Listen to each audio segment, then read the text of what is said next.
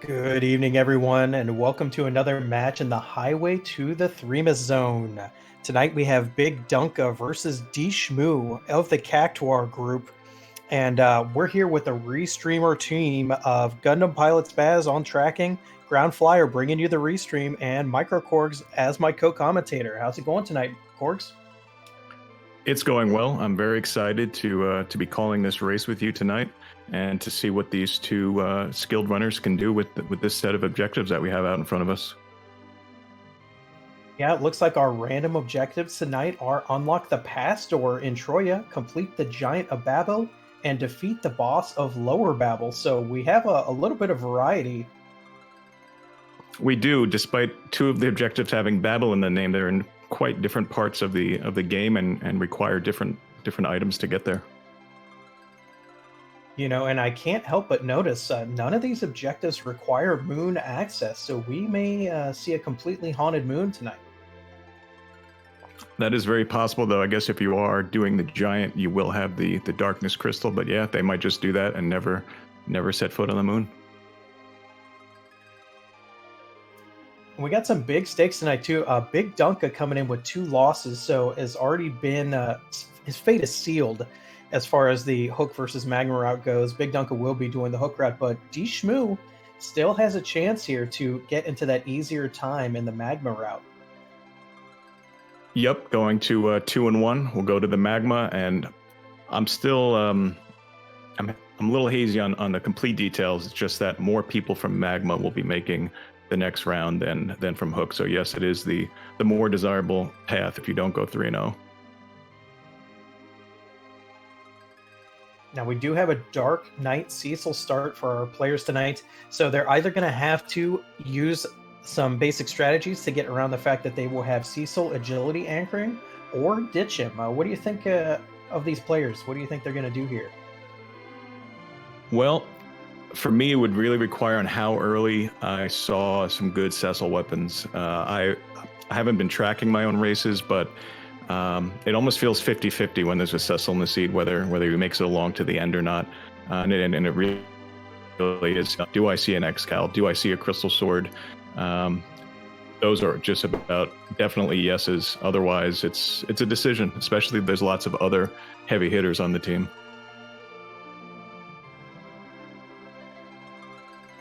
Right, Char, and we should be getting started here in a moment, but just should mention I saw a little bit of Hamilton action for all you Hamilton fans in DShmoo's character names. Yep, I noticed that too. I guess he's trying not to throw away his shot. Oh, bazinga!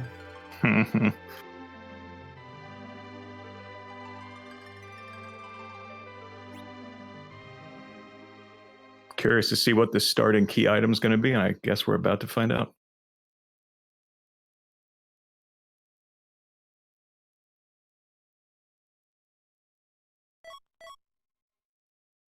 Oh my goodness, a power couple start. Cecil and Rosa just getting a rat tail, but you know, having a white mage and knowing that you have a white mage in the seed right away is definitely reward enough here. That always is a good sight. An Edge start, a Sid start, a Tella, or a Rosa, I think might be my top 4. And it's great to see Rosa early, get her the levels early. Yeah, we've had a couple of matches with no white mages at all, and you really have to dig deep into some special tactics you wouldn't normally be trying to go for on Z if you don't have one. Yeah, at that stage, you're either trying to build up a big cash reserve to buy those Cure 3s, or you're relying on the Rydia heals with the Sora, which sometimes has the habit of not coming through when you need her the most. Yeah, I hear racers love when their heals are based on random number generation. 2 out of 3 doesn't sound like terrible odds, but when that 1 out of 3 comes up, you know it. DShmoo finding a free Sid in the Watery Pass. We have been seeing Watery Pass checks extremely often in this seed, or in this flag set, I should say. Especially if we have Exit, we should see at least some looting of this first room, but when we have Exit, you're seeing a lot of runners choose to loot a great majority of the waterway.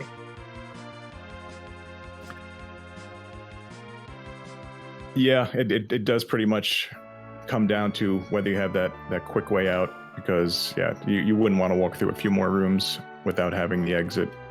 And some runners, of course, take it all the way to the end. As long as you don't step out that last door, you can exit out to where you came in. We find another twin in the Baron Inn, but bigdunka not wanting to go for that fight yet. Yeah, the fight, that was the Kaipo guards in the Baron guard spot, wasn't it? That's what it looked like to me. Which, of course, that fight is pretty free and pretty easy anywhere, and that's one of the easiest spots in the entire game, so as a runner, you don't want to see that. Too easy.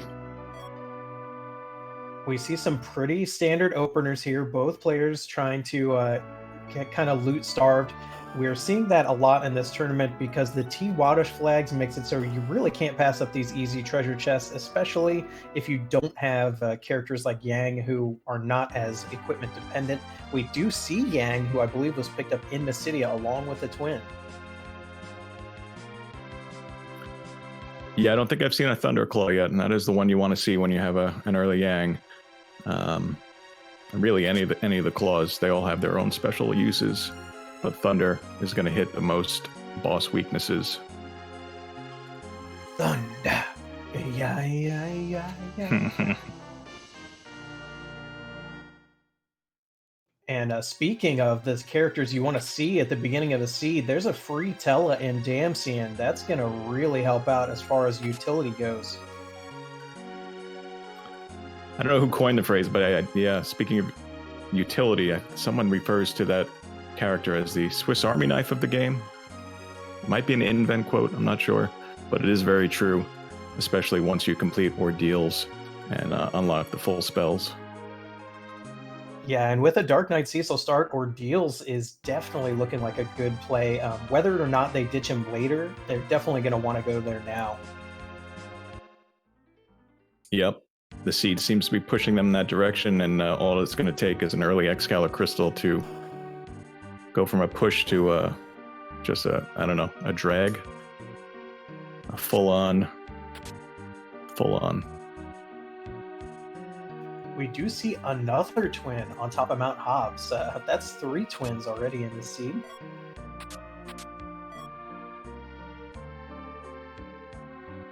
And they picked up the twin. Yeah, DShmoo has not done as many character checks as bigdunka has yet, so he actually still had an open party spot. So okay, might ditch the twin later, but if it's me, I'm probably keeping him. Yeah, and the twin cast, which any 2 twins can do regardless, irrespective of whether they're duplicates or not, is a great early game spell. It can cut through walls sometimes, it can multi-target, and I'm always happy to see 2 twins of any type early for that reason.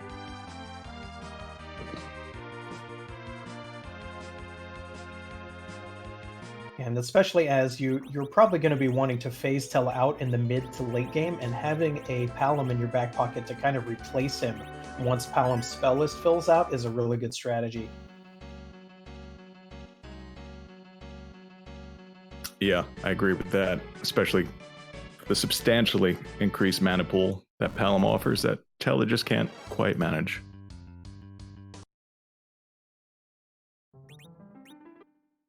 Got the back of Hobbs check going from Shmoo. Let's see if it pays off. Is that a black sword? That was a black sword, so at least can get a little bit of help through the 3 ordeals boss fights. Oh, and a heroin robe pickup for bigdunka in the Antlion Cave. It's unfortunate it's going to be a treasure chest that DShmoo is also very likely to check, but definitely welcome. Yeah. If both of them end up with the heroin robe, black sword, I mean, ordeals, I think won't be too much of a problem. Sid's HP pool. Unless they get one of those very tricky ordeals bosses in the back slot, we'll see. You know, I hear the fans love the back attack alt gauntlet. I mean, zombies have been very popular in pop culture over the last decade or so, and you sure get a lot of them with that spot. Lurking at the bottom of the antlion cave here, we have some dolls. Gonna make quick work of these. Yeah, definitely should. I wonder if I didn't notice if they got any area of attack J items yet, but oh, they got the kick.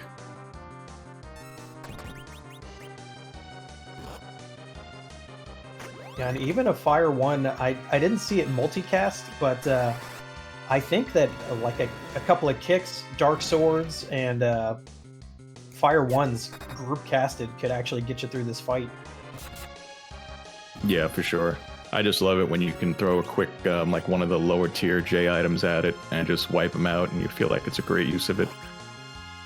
Ooh, yeah, even the Fire 2. Yeah, you see, bigdunka's being careful here to kind of wipe out the last blue doll while he already has attacks queued up on the front dolls so that they do not get the chance. Usually we would see Hourglass used to make sure the 3 back dolls never combine, because when you kill all the ones of one color, they will combine into the big doll, but very good management of the fight to make sure they all went down the same sequence of turns. Yeah, that was good there, because even though that's a relatively easy boss and an easy spot at this level, you definitely would not want to see the big doll form and lengthen, you know, an antlion cave fight. Now, and you see the power of just what your inventory and characters can do for you, because DShmoo entered that fight afterwards, but actually came out of it right at the same time, gaining some time on Dunka with that fight. Nitsky in chat is saying there was a recall used. I didn't notice that. What did they get out of the recall?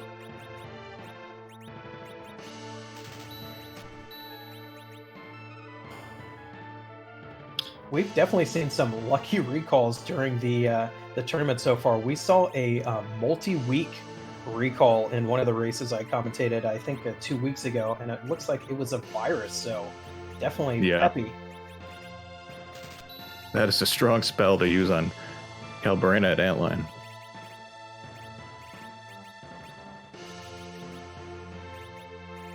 And yeah, that was an Artemis bow out of there, so that and the heroine robe. Yeah, the overworld is pretty much not a problem right now. Yeah, say goodnight to whatever boss is here at Fubul. Bigdunka's about to show us that one.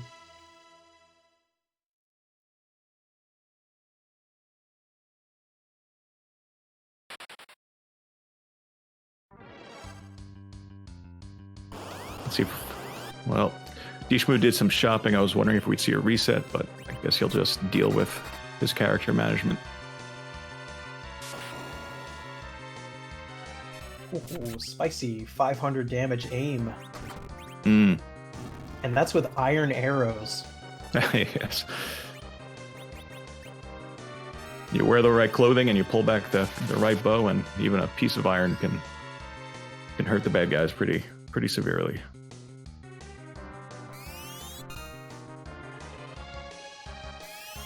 I've never understood why Mylon Regular is not undead, but Mylon Z is. The world may never know. I suppose not, but maybe when you defeat him in the vanilla game in the original spot, he dies and comes... Yeah, you'd have to unpack that.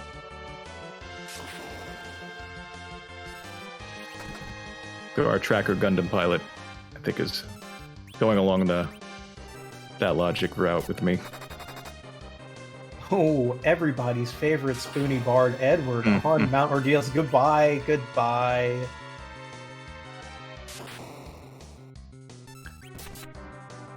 Well, you reference his slightly insulting nickname, but we do have the spoon flag on, so if this Ordeals gives you the spoon, perhaps you regret sending him away, because the spoon is an equipable weapon, and I think it has an attack power of 255.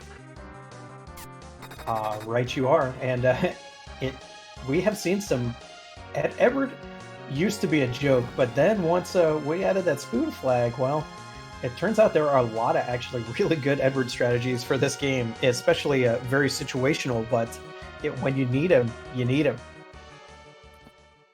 I found when I'm playing, I really want the Spoonward, the Edward wielding the spoon, but I just can't commit to keeping him for that long. I have to see it way early, or else it doesn't happen. And I guess that's what DShmoo is thinking as well.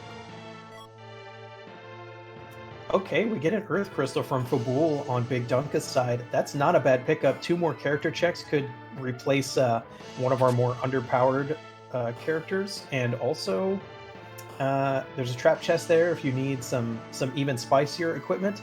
I don't think Big Dunka is going to check it right away, but it's good to have in the back pocket.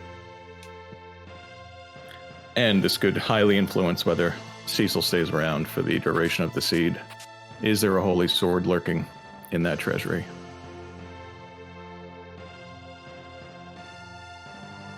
Yeah, the Troya treasury is a gated treasure location for the T Wildish flag, so it can be very spicy pickups here. Armor, weapons, you name it. It all could be there.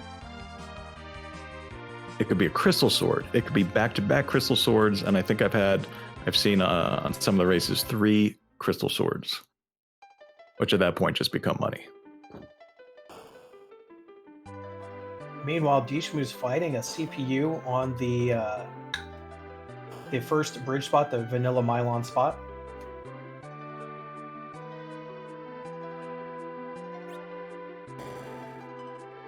Frostbite 3030 in chat asking, did he just pull 2 ninja shirts from the back of Fabul? Yes, he did. I know there's supposed to be martial artists there, not ninjas, but not today.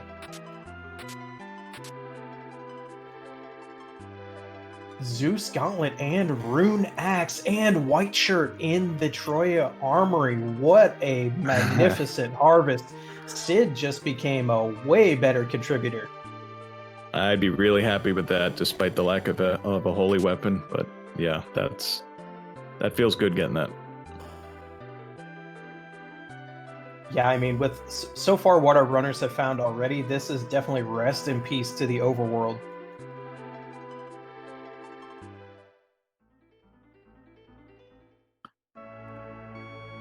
Yeah, and the way the rest of this early game is going to go, it's going to come down to who finds that underground access first, because that's what they need to get at least one of the objectives done.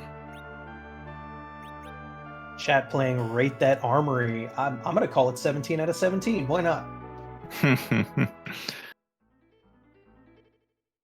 Looks like 8s and 6s and maybe a 7. Yeah, I'd agree with the 7 to 8 range on that.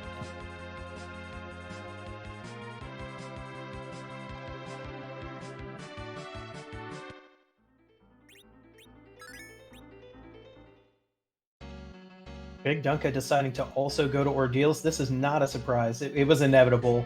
DShmoo is going to get to the second boss before, though. Let's see what it is. Yeah, out of all 3 fights up here in Ordeals, this is usually the only one that can cause a problem to an early team. And we'll see if that's the case.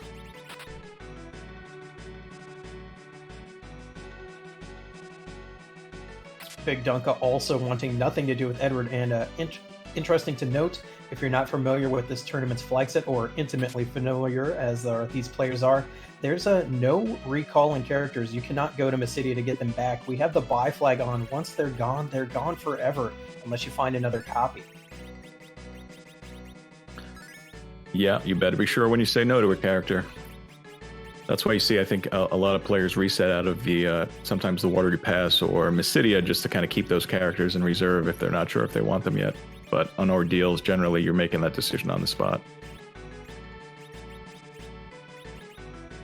DShmoo showing us the Baron Guards. They are silenced, so pretty harmless now.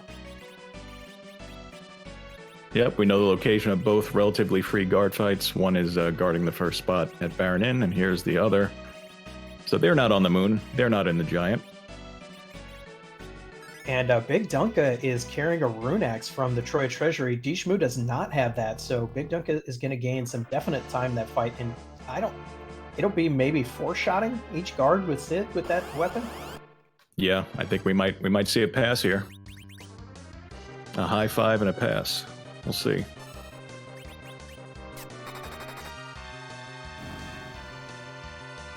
Rosa with that Artemis bow is definitely doing some work as well.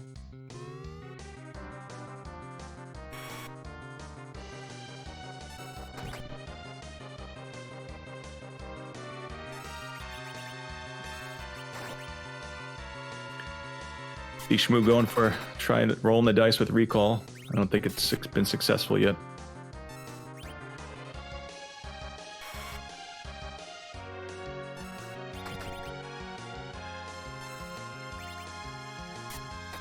Lord Goober in chat asking if the Mega Man palette Sid ever got backroad glitched. I don't believe so. There is a bow and inventory to do it. I think that bigdunka just hasn't taken the time yet.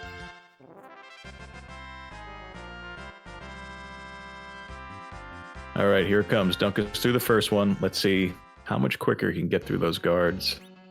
And if he's in the crystal chamber or the mirror room perhaps at the same time, or if Shmoo can get through it.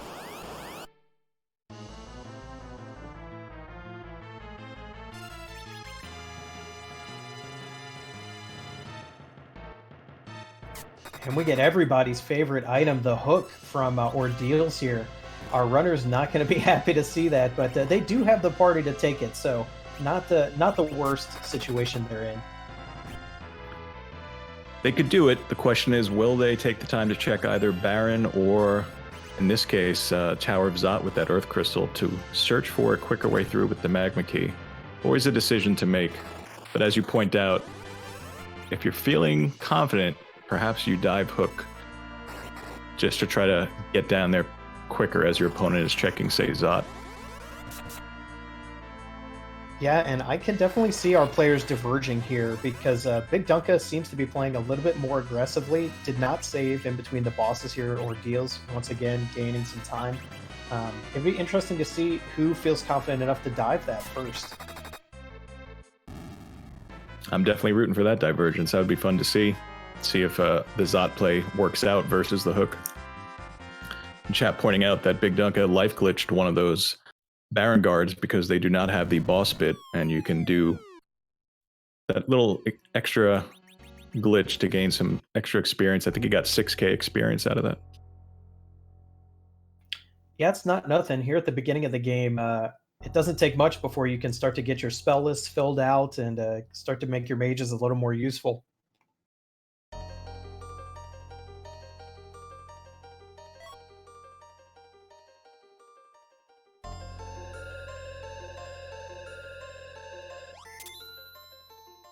If I had to guess, I think we're at least going to see a Baron check by DShmoo, but let's find out. Yeah, at this point, I'm thinking check the Baron in, see what's there, and then definitely turn in the Rat Tail as well.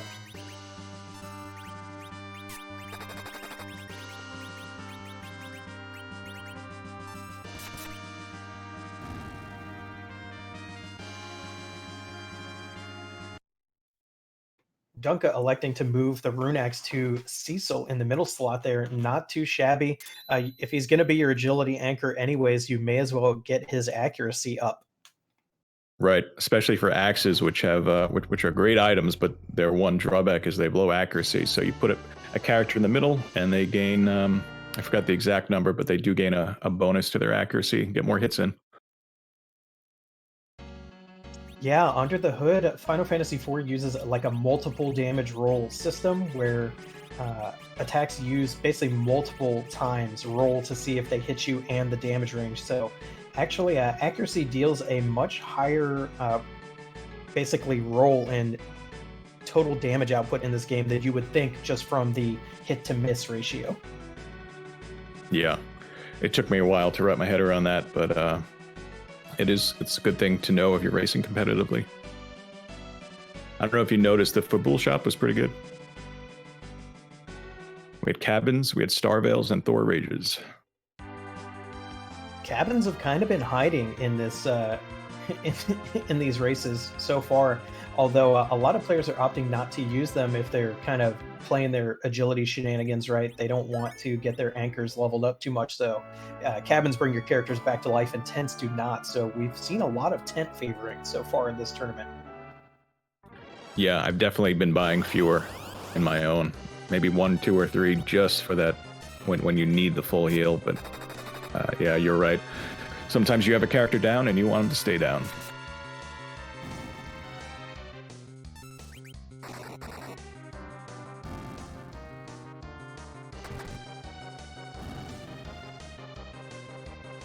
Big Dunka is indeed showing us the Baronin. We have the Kaipo guards in the Baronin, so we shall see what the second one is. Lunar. And a pretty friendly Lunar in this spot. It's gonna hit hard, but oh, look at that. Look at that Artemis bow hit. Oh, you love to see it, those sick Artemis hits. Rest in peace, Pale Dim. Why did you have to be a dragon? Hit for 1024, a nice binary number there. It's pretty good.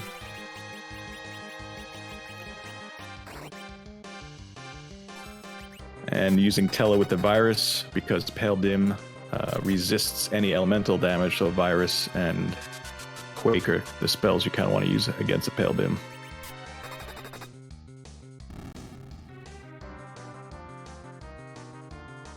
Yeah, believe it or not, the Earth Elemental is kind of fake in Final Fantasy IV. There's all sorts of programming tricks they use to make you think it's an actual... Oh, and a Magma Key from the Baronin. Wow. Imagine fading Baronin right now. This was a great play from Big Dunka. It's really, really going to save time.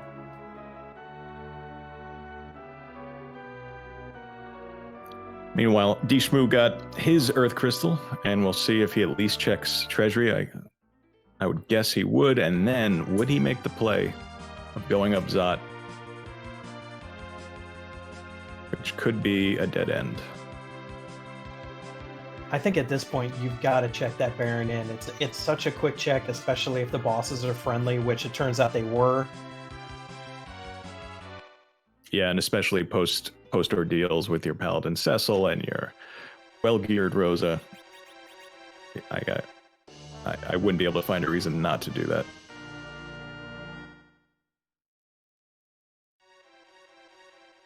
Just a white spear from the Rat Tail. No cane in sight, no edge in sight to throw it yet, but could be worth a pretty fair chunk of cash.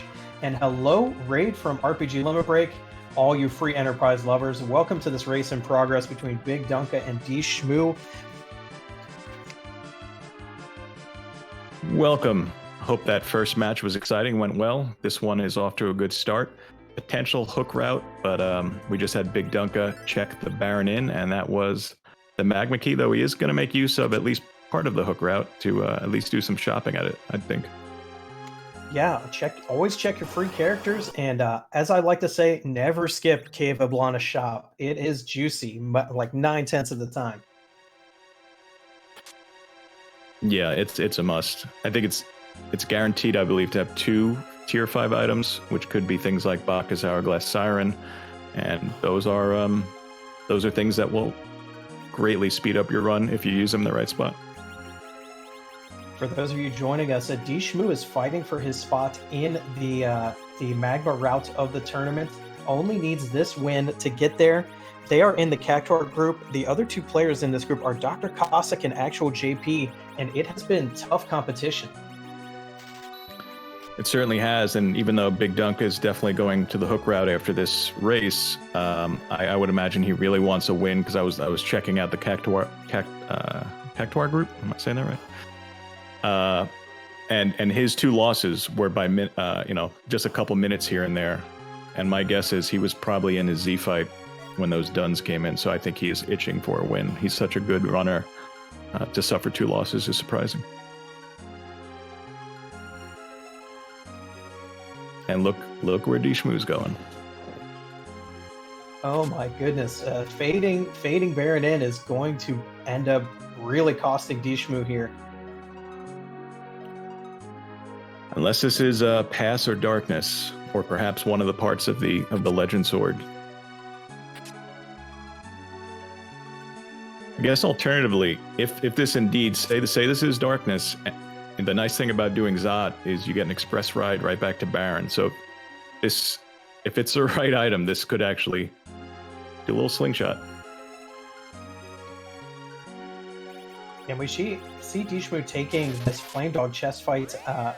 Not sure if he's wanting the treasure or just a little bit of an experience boost. We do see an extra Rosa in the hook route, so Big Dunka is going to get out of there. There is no need for an additional white mage at this time, especially when our current Rosa is so decked out in equipment. Going to take it out of there. flame dog chest, was that a silent staff? He flashed by it pretty quickly.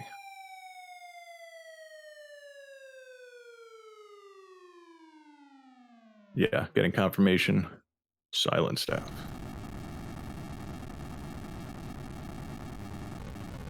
Bigdunka sitting through the longest cutscene still remaining in the game. Well, I don't know that. I made that up. It could not be the longest.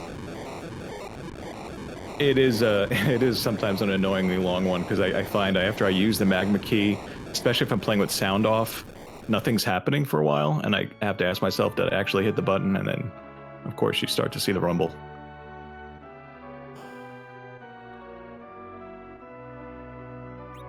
And actually, I like this play from DShmoo because although he saved here before the Magus Sisters boss, he switched the slot, so perhaps is prepared to save scum this. And we could tell from those sprites that it would be the Water Hag.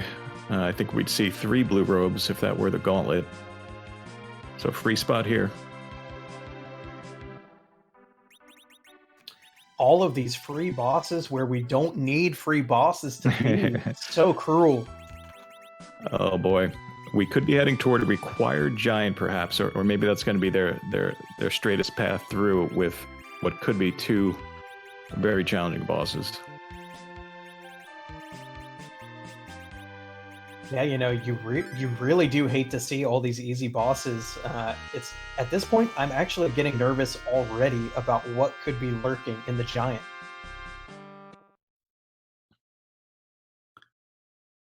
Yeah, that first spot. Well, I think to me, probably one of the worst ones is CPU, just for the time it takes, and that one's off the table, thankfully, for our runners. But yeah, there could be some rude customers awaiting them if that's where they have to go to get the seed complete. We do see Iridia here on DShmoo's screen in the tower. We did see an Odin summon, but not much more for her. I don't think DShmoo will take her, but we shall see. Meanwhile, bigdunka decided to go to the very popular Dwarf Castle. There is a reason this play has been so popular in this tournament. Do you want to expound, Cords? Yeah, for this tournament, at least for this first stage of the tournament, what we call the groups flags, the warp glitch is on. And what that allows players to do is after they defeat the 2 bosses, they have an option. They can start to walk out of the room and get their key item, or they could cast the warp spell, which returns them back 1 level, but because of the way the original Final Fantasy IV was set up, it's actually a duplicate of the same crystal room from the sealed cave. So long story short, they get 2 key item checks from 1 location, and it's you always want to make sure you go into this having access to that warp spell. We see one fiend replacing another here on DShmoo's screen, and also DShmoo did take that Rydia. Not only did he take the Rydia, he dropped Sid and also dropped Sid's equipment, which included the rune axe.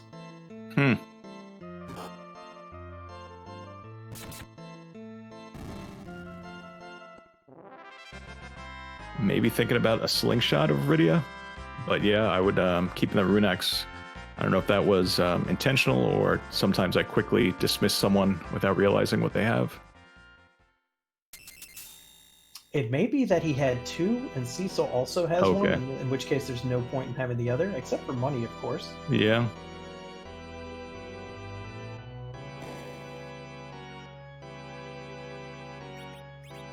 So a moment ago, we saw the Mylon Z sprite on DShmoo's screen because that character appears in Tower of Zot, the Golbez spot. And here he is again on bigdunka's.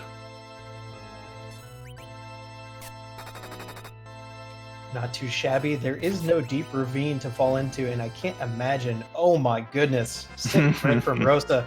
He's gone. It's so the humanity. That wasn't even a 3 count. 1-2 fights over.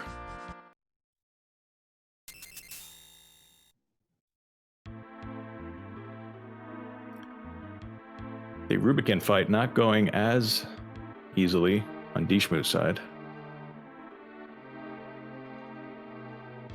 Yeah, the timing is a little tricky at this spot for getting a spell off with his cloak open.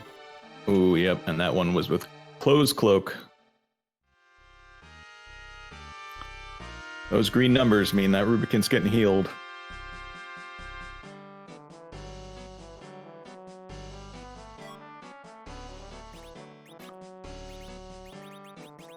Uh-oh. Oh geez, we see a darkness crystal from Dwarf Castle. Gonna get the bonus with the warp glitch here. That is an adamant ore. Wow, we get 2 key items we were looking for from one location. This is truly a bountiful value from Dwarf Castle. Yeah. I think your pulse quickens when you start seeing that kind of stuff, because suddenly the steed's wide open. Suddenly you're what, one key item away. That could be one of 2 different key items to go mode. So that is, yeah. I would love to get in Big Dunka's head right now and know what he's thinking about where to go next. Yeah, we literally only need one more key item because you do not need any key items to defeat the boss of Lower Babel. It's available to Big Dunka right now. Yeah, and I'm guessing that's where he's going to go next. It's part of the unwritten rule for how you do well in a race is you do your objectives and you get your freebies. And he actually has both on the table right now. He could get a freebie, but I think in his shoes, I'd be going to Lower Babel. Picking up a stack of sirens from Dwarf Castle as well. Big Dunka has all the tools necessary. Just needs to find one more key item. Can go grind levels if he wants to make those checks even quicker. This is looking very good for him right now.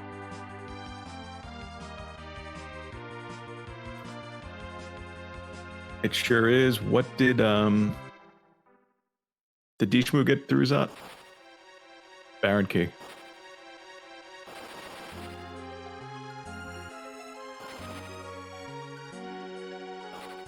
Yeah, I'm not sure if I saw the Zot item. I know I didn't. Okay, looks like the Baron Key just lit up. Yep, and as Chad is saying, Zot puts you right back at Baron, so he might be doing all the Baron checks, which again, it could lead to the pass, it could lead to Legend, which would help DShmoo's cause here. Now, here's my question for you then. If you are in Baron right now and you find the Magma Key in the Baron Inn, do you continue to do Baron Castle or do you immediately get yourself underground? I think it would be a passing thought, but because one of the objectives is an underground boss that you have access to, the moment that you get that Magma Key, that's where I'd be heading. Either there or Dwarf. So I would hope that I wouldn't get caught up in the moment and try to do entire Baron.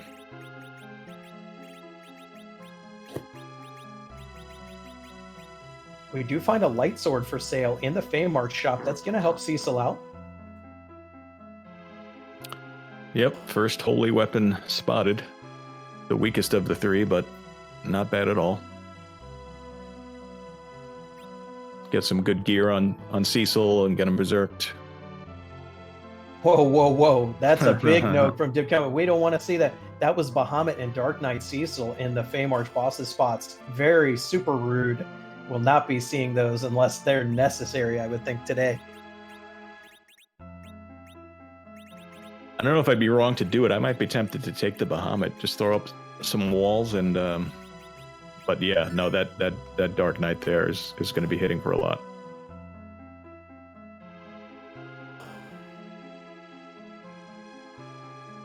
I bet we're going to see an attempt at Bahamut here. Yeah, I didn't see Big Dunka's inventory. Does he have Star Veils, or is he going to rely on manual wall spells? They were for sale in Fabul. Question is, did he get some, or does he have enough left from his starter kit? Oh, he's got 11. He's good. Oh yeah, this is over there.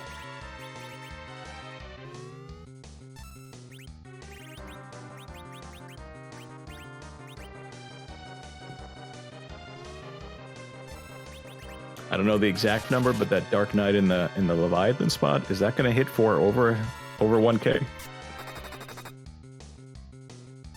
Oh yeah, it definitely does. Yeah, that's very demoralizing when you see your entire party go down after 2 quick dark waves.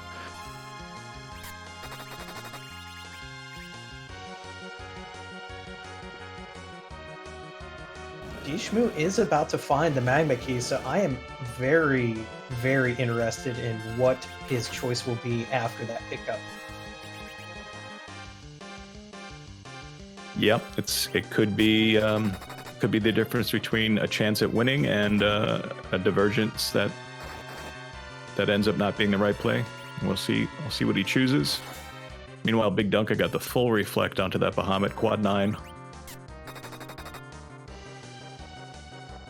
Not too shabby, and of course Rosa going to be hitting hard with that bow. Bahamut, I do not believe actually counts as a dragon in this game, even though he looks like a dragon and says he's the king of the dragons. Yeah, something's fishy there, but I think the party's doing decent enough damage that perhaps one more reflect will do it. I think this spot has in the mid 20k hit point, so already more than 10 of it's gone. And this is where if you didn't have the Star Veils, using the wall spell would actually be very tricky, because at this spot, manual wall spells would not last. Star Veils last considerably longer than the actual wall spell, so you then have to keep constantly checking your party to make sure their walls aren't about to go down right before a Mega Nuke.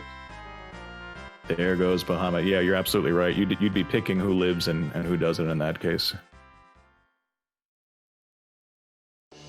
Who lives, who dies, who tells your story? In this case, the story is a pink tail. If I had to guess, that's not getting turned in, because I think he already did the rat tail check. Unless you're hunting for that crystal sword. Yeah, it all depends on how secure bigdunka is feeling about being ahead. And Inben confirming in chat that the Dark Knight Cecil in that spot does 1100 to 1300 damage per wave. So good call. Running up the... Showing us more here is actually doing the Baron check, which this can be a good strategy, because if you think your opponent didn't do Zot and Baron pays out, then you're way ahead of them by default. It's a little low percentage, but yeah, it definitely, if he sees Legend or Pass come out of this, he's going to feel good about it. And it could in theory be both, because there's a second check in the basement with a substantially more difficult boss than these first two up on the top level. So we'll see how far he takes it, if he even peaks that bottom boss.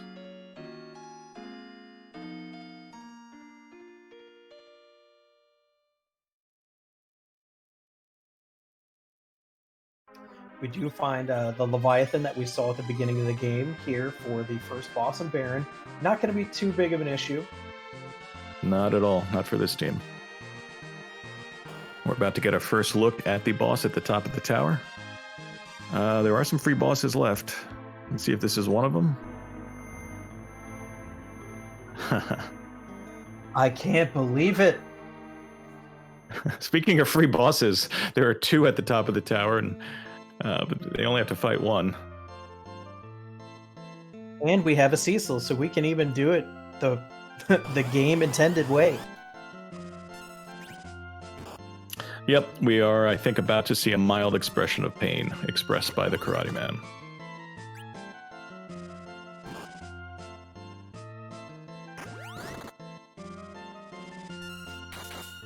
And speaking of free bosses, take a look at DShmoo619's side as well. What is going on in the seed? What? So Motas, if we end up needing to go giant, I think all the free bosses are now officially gone. Rest in peace, free bosses. Extremely rude required giant. Please give us required giant. And if not required giant, then perhaps a key item needed behind a tough moon spot. Meanwhile, bigdunka finding a pan from that Yang karate at the top of the tower. So very nice pickup, because bigdunka has not gone to Self Cave yet. Going to be able to do it all in one go. If our players have to go to the giant or the moon, it is going to be rough stuff. Yep, but with these checks, he could in theory be in go mode within a matter of minutes if the checks turn out. if Sheila has the goods. Duplicate Cecil in Baron Castle. That's actually good. We found that to be a pretty good strategy for players to keep 2 Cecils, sabotaging one to be their agility anchor, and then having the other be their actual OP damage dealer. Yeah, and a lot of the recent tournaments and leagues, we haven't been playing with the vanilla agility flag, but with this one, no matter where he is, Cecil is always going to be your anchor, which could, if you let him level too high and he gets too fast, could make some of those tougher fights we've been talking about that much tougher. I don't think DShmoo took the second one though, did he? No, he didn't, and I can't blame him because in order to have that nice Cecil, you need a nice Cecil weapon, and that has not been found yet. We get a Sand Ruby from Baron. This is a pretty heartbreaking for DShmoo because they've now gone two rabbit holes deep. No payoff. Will he take it one step further and go basement? We're about to find out. Yep, looks like he's going to check. Still could be good. We got a Luca key on bigdunka's side. That is not going to be used at all unless we finally start looking for a D-Mist, which could still be in Sealed Cave.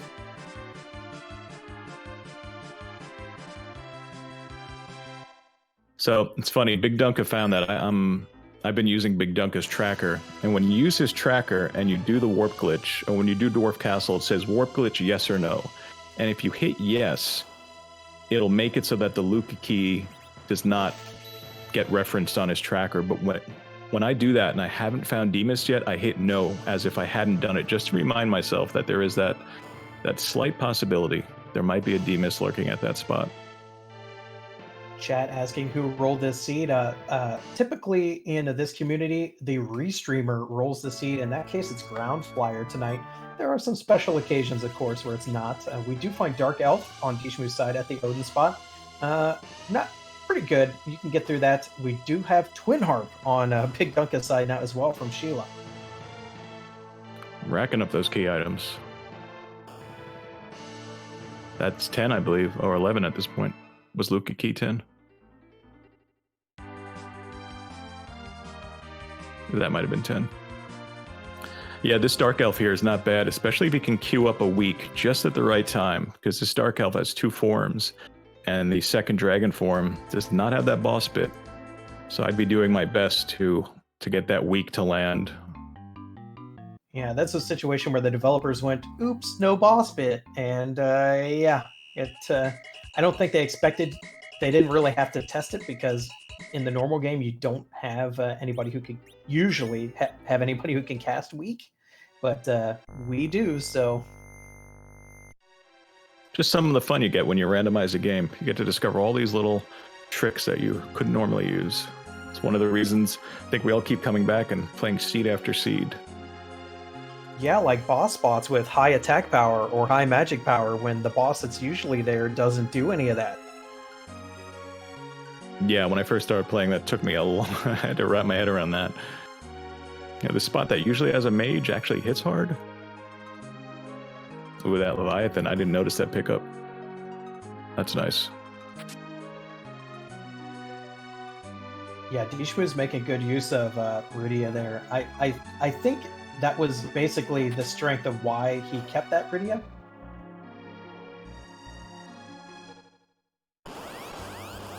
And we got the second form. Oh, and immediately Tella gets hit. That second form is hitting hard.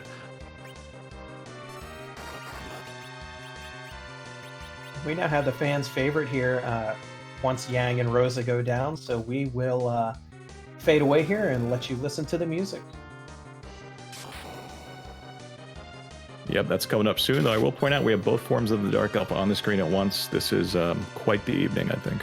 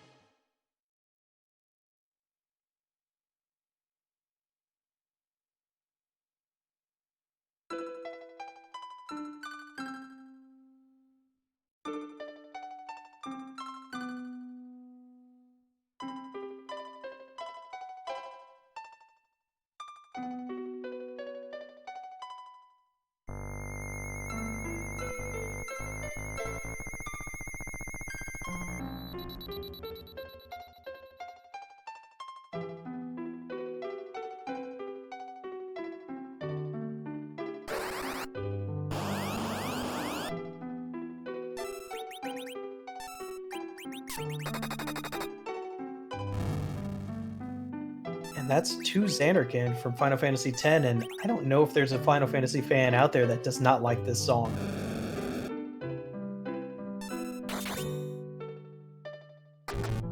Yeah, this is it's definitely one of the highlights. If you there are tons of covers of this all over YouTube, a variety of instruments, and the harp did a great job for it.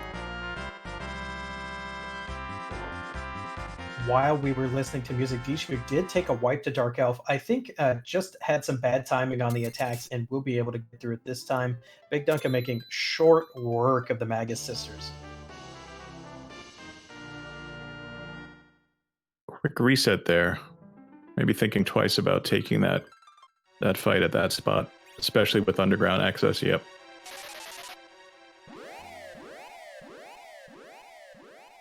We did see a Bahamut pickup on Bigdunka's screen. That's going to be really nice for DShmoo once DShmoo recovers that ground.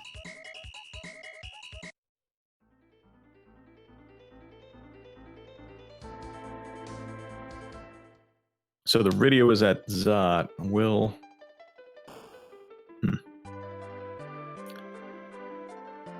I wonder if Dunka takes the Rydia with that at this point.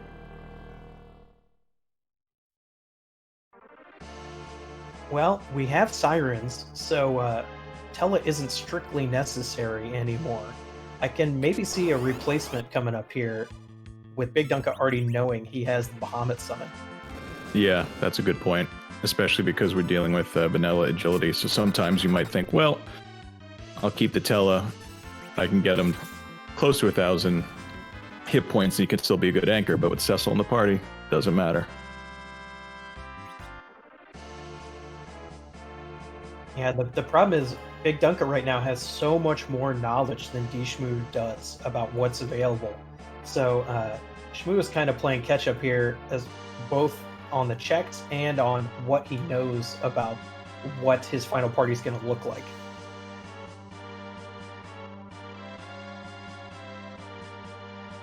Yep, hopefully he can get through these Dwarf Castle fights quickly and at least get those 2 very important key items from Dwarf Castle and the Warp Glitch. And perhaps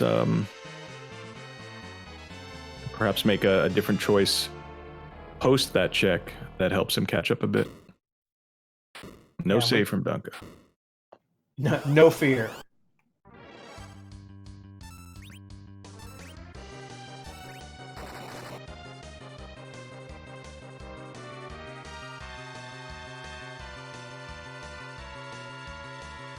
DShmoo definitely wanted a piece of that Siren action, so I can definitely see, considering DShmoo had trouble with that Odin fight, I can definitely see some egg scrambling after Dwarf Castle just to make sure no more future problems. Yeah, even if you're not doing a full grind, just getting another handful of levels can make a big difference, especially with the slightly tougher spots here underground. I would guess, just like Dunka, he's immediately going to go to the top of Lower Babil as soon as this is over. Rune Axe time.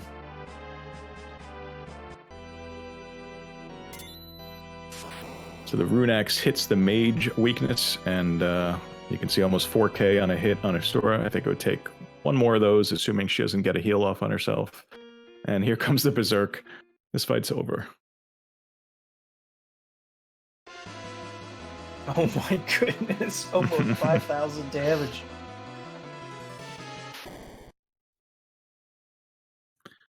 Berserk party of 1. That's all it is. Those feel good.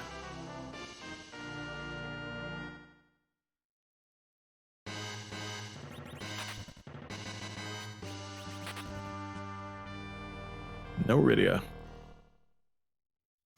Yeah, Bigdunka wants no part of that. I guess sometimes that's just runner preference of which characters they really like using. And perhaps he's thinking that Bahamut summon can turn into quite a few Sirens if he wants to do a thorough grind.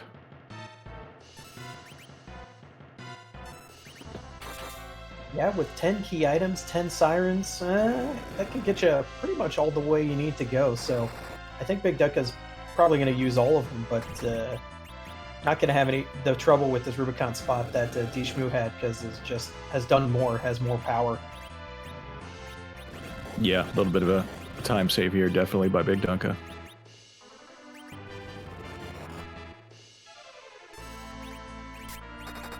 But with this in the Baron check, yep. they're going to be crossing over each other, so DShmoo has the chance to get that knowledge level that bigdunka has here, as assuming bigdunka goes to Baron. The only question is, if that Dark Elf in the basement actually pans out, then that's going to be a big problem that Shmoo couldn't clinch it the first time. And we will get a chance, assuming bigdunka goes into Baron Castle. With a party like this, he's pretty strong. Some runners like to defeat the first boss and then immediately dive down into the basement and face that Odin spot. And he could get a big payoff from that if that leads to a needed item.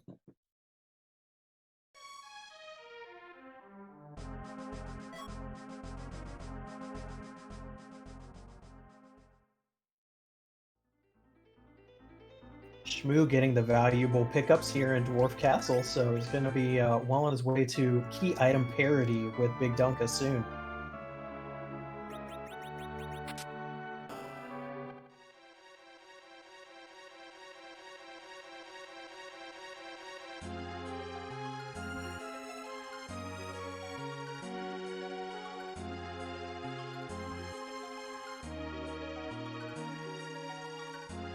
So I'm going to guess to the tower for Shmoo. The bold, whoop, a little shopping first.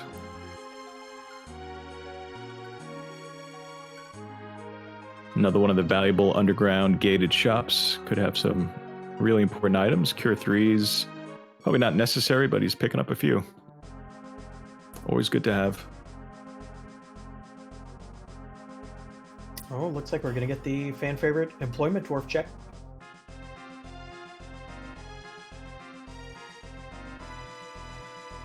So something about a missing person? Looked to me like the missing person investigator. Well, there was one other dwarf there. I don't know if that was the one he was looking for. If so, we found him. You know, how missing could they be? All the dwarf towns are separated by seas of lava. How does this work?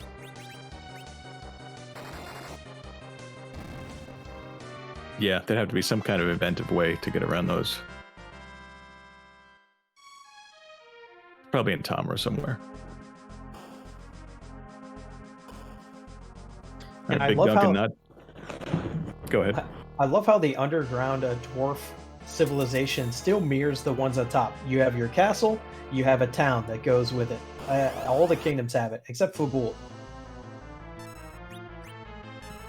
Right. Yeah, they're kind of the walled-off one with the shop built in to the castle. The system works. Might as well stick with it.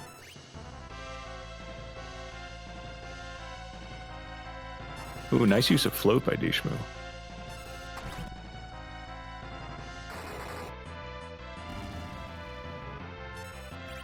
Yeah, unfortunately was not healed up coming into this warrior fight, so does manage to get the Cure 3 off. We'll see if he resurrects anybody before trying to get some heavy damage on these. Well, the Quake was already queued. Good night. Ooh. One more story before good night.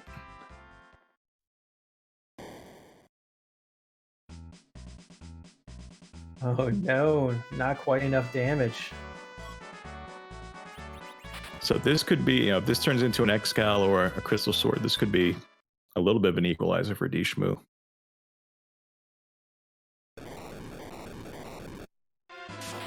bigdunka also turning down the second Cecil, like we said when DShmoo did that. Definitely not unexpected. It'd be different if we had a Crystal or Excalibur already. Yes. But without that knowledge, you just can't risk it. All right, is there a big payoff from the swordsman chest? Yes, there is. Oh wow, DShmoo very happy to see that. Look at that, 179 attack power on Cecil. You know, even if he's your anchor, that still puts out some good damage in the Z fight. Yeah, and if that legend proves difficult to find, that is a big advantage to get that, because otherwise, one of the objectives is to forge the Excal, but it could be hidden deep on the moon. Yeah, and at this point, our players want to avoid having to dive the lunar subterranean pretty much at all costs. Considering the pass door is one of the objectives, it'd be really nice to find that pass and not have to deal with the lunar subterranean at all. Yeah, agreed. I would guess bigdunka is going to be able to get through this one, and we'll discover if there was value here in the barren basement.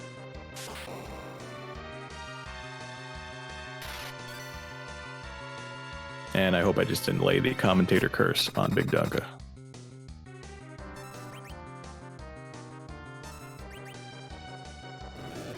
One difference here is that DShmoo had Tella in the front row during this fight, and he took a hard hit from that dragon, whereas bigdunka has them back road where they get the defensive bonus. It still might not be enough, though, with Tella's hit point pool.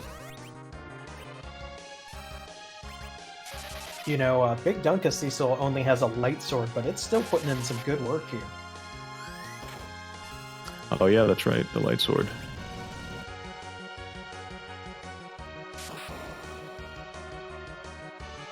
DShmoo was thinking about that Dark Knight Cecil for a sec.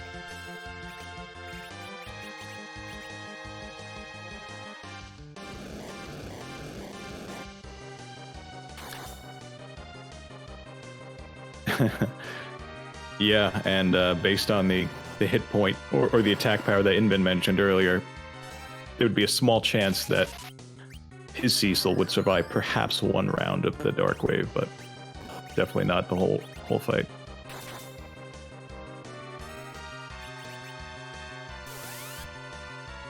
Yeah, we see Tella was unable to get weak off because he was piggied right away. But as you mentioned, there is a light sword equipped, and that does hit the holy weakness. Your main character not have enough stat power? Well, just make a bunch of important bosses weak to holy. Yeah. And that's a great item, but it was a reset.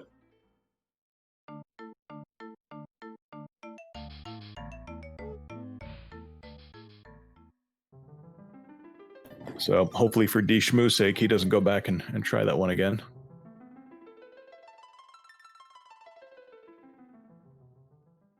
Finally raising the whale, has had the Darkness Crystal for a bit and is now deciding there's no other options. We gotta either go to the giant and get this out of the way, or go to the moon. What do you think the favorite here is, Motas? Giant or moon? In this case, I'm probably grinding now. And then doing the giant. Since I have to do it anyways, I may as well see, get up more experience, and also maybe see what the character is, just in case I want to replace Tella. Yeah. Yeah, that could be a big decider, because if you replace the Tella, then the D machine's off the grind, and if you keep the Tella and you're doing giant anyway, even though you have those sirens, maybe you set up the D machine.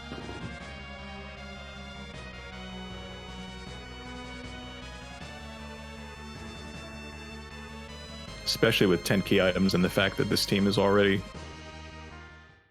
decently leveled. It wouldn't take too long. Just put it over the top.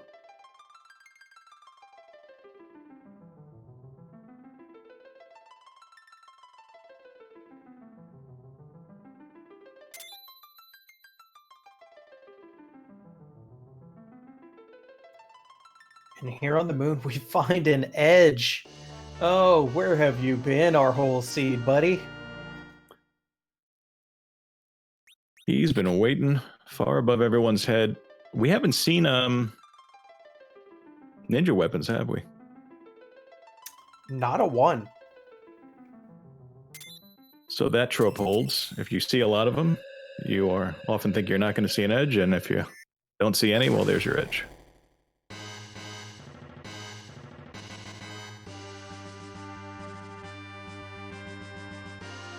And we got a moon dive. Yeah, it looks like Big Dunk is a bottom-up type, so I'm going to be heading down to the save point and probably checking the 2-for-1 ribbon room first. Yeah, usually I like to check there for a nice free boss and get all that experience, especially with 10 key items, but pretty sure we're out of free bosses.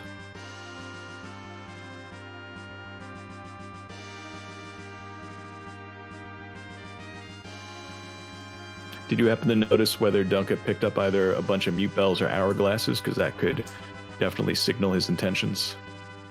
You know, I didn't see any mute bells.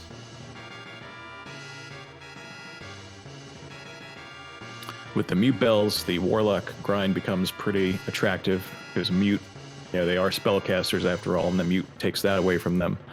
And the hourglasses usually leads to a double dragon fight, which would be right on this level here. But you definitely save first anyway. Yeah, and that's another just way the meta is constantly changing in this game. You never would have seen a warlock grind, 2 or 3 months ago. It's a newer kind of practice, but it just shows, like, depending on what the popular flags are at any time and what's available, the players just come up with a new way to do stuff. And did you see what DShmoo just attempted? That is so devastating. Yeah, that hurts. I mean, you kind of know going in that that's a possibility, but to actually see those damage numbers pop up is a little demoralizing. There's a reason that boss has earned the nickname Pain Man, and that's one of the locations. There's some spots where that is a nice free boss, but that is not the spot for that.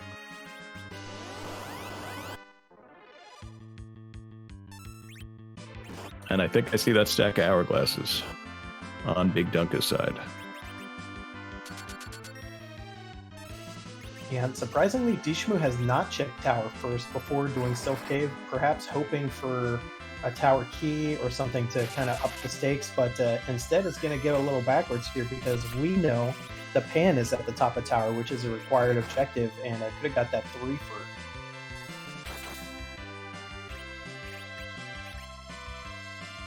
Yep, and it looks like he's going to be about to find that out.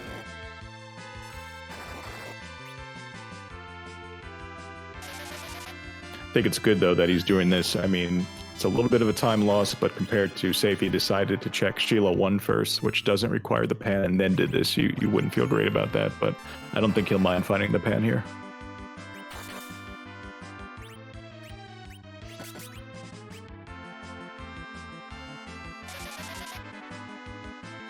Yeah, I mean, it stinks to have to double dip, but considering it's going to be 3 potential key items, you're never unhappy to see it in this situation.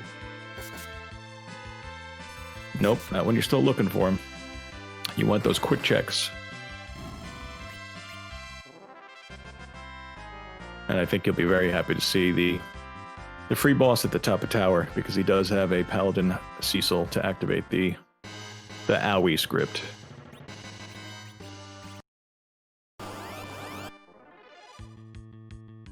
Ouch!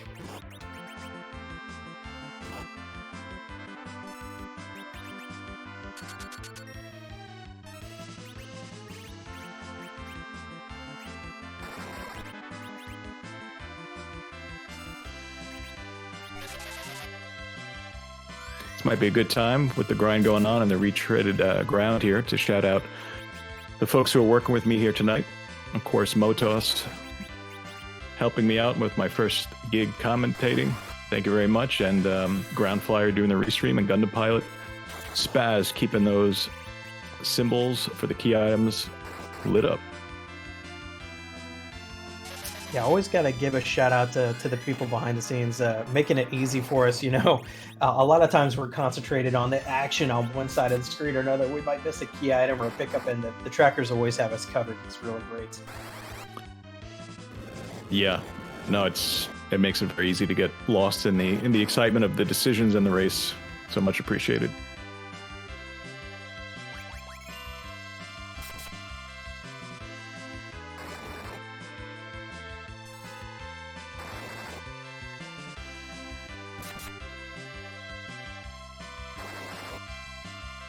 Marilyn in chat supposing that Dunka is perhaps avoiding the giant at all costs, and I think I'd be inclined to agree. I assume there's going to be a little bit of a grind and then a lot of moon checks to hunt for those key items. Yeah, you know, really, Big Dunka has all the options available here. He can continue to grind and just blow through any and all checks remaining, or he can kind of play it by ear and see what he needs to do still. But at this point, if you use this whole stack of sirens, I don't care what I have left. I'm doing the giant. It's definitely not a bad call, though. If that was the play, perhaps you go to Cave Bahamut because you can get this fight a lot closer to the surface. So that might be a little telltale by Big Dunka here.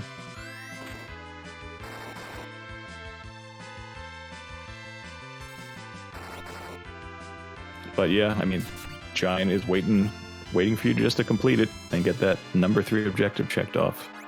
I just have a feeling Dunka's not going to do that straight off.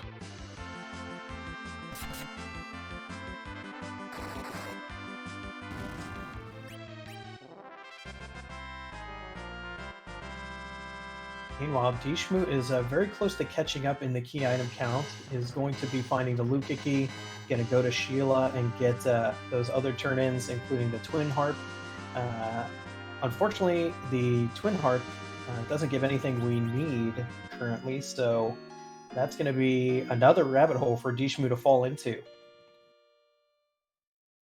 Yeah, I don't even think the excellent item of the Bahamut summon would be enough to make him feel good about doing the harp. I mean, the only plus is that Big Dunka fell into the same rabbit hole, so it's not, completely lost on him.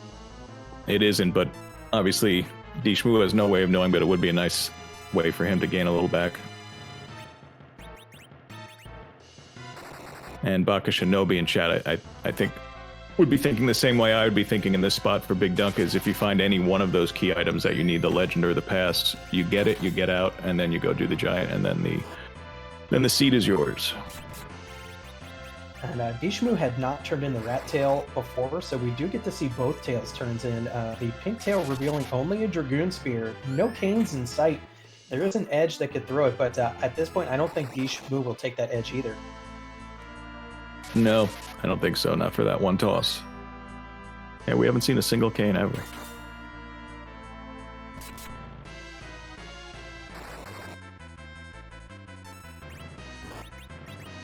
Berserk now in chat saying, hopefully Golbez is required, and Golbez is still out there lurking.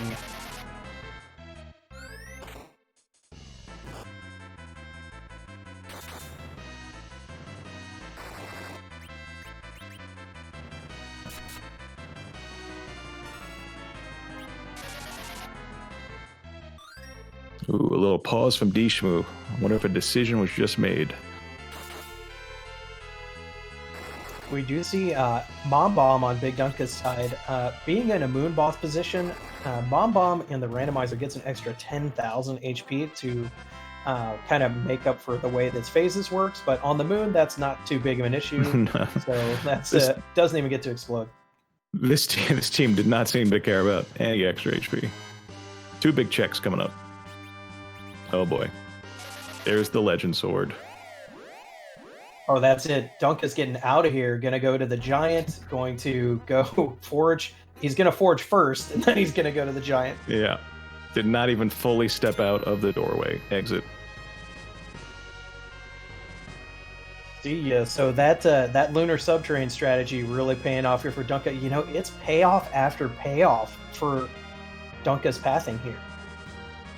Yes. No, he's made just about every right call, even the little hiccup at Twin Harp. He got through that fight so quickly. So that does look like we're going to actually see what the bosses are in the Giant of Babil, which is rarely seen in this randomizer on non-giant % seeds. Yeah, I'm excited for this. I think it's going to be tough for DShmoo to catch up, but there could be some surprises that slow down Big Dunka a little bit. And if DShmoo somehow gets to the pass first, that could be a swing. Yeah, we do have to remember the pass is still out there, and that's a much faster objective to complete than both bosses in the Giant of Babel. Plus, sitting through the Giant cutscene. Wait a minute, DShmoo619's going to the Giant right now. Huh. Gonna have dueling Giant fights. I wonder if we're gonna see a D machine grind from DShmoo619 on his way up the Giant.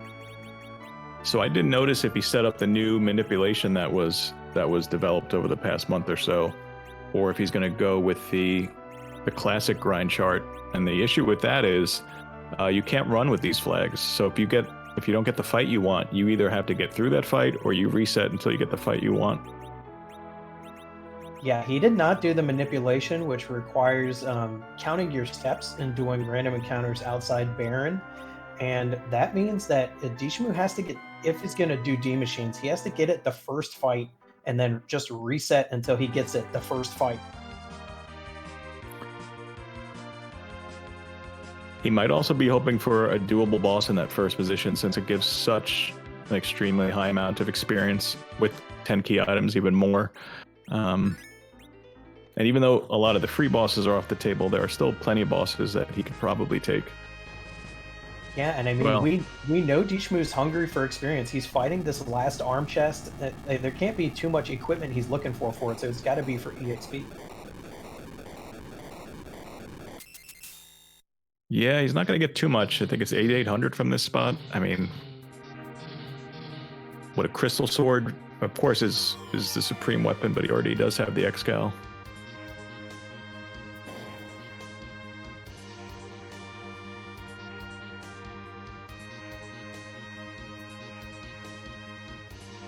All right, let's see how many treasure chests bigdunka opens here. I'm guessing little to none.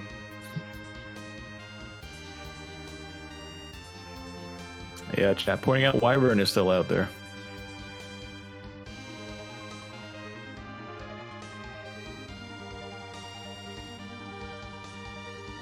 bigdunka wants no part of these treasure chests and is going to be the first one to show us what boss is lurking at that really high HP element spot.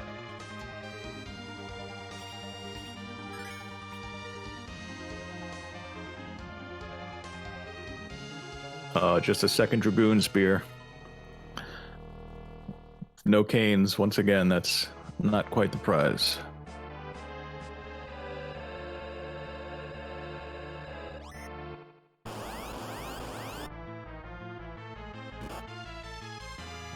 Well, we see Antlion here. Not horrible. Is going to hit hard, as we can see, swinging for 4 digits.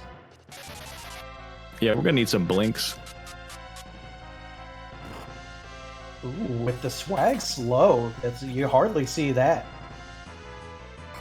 Oh, that Rosa is so geared up in the back row. Do you see that? Less than 200 damage from an Antlion hit. Yeah, this is pretty safe here. The only thing that could happen is if everybody else goes down, it will be very slow to recover.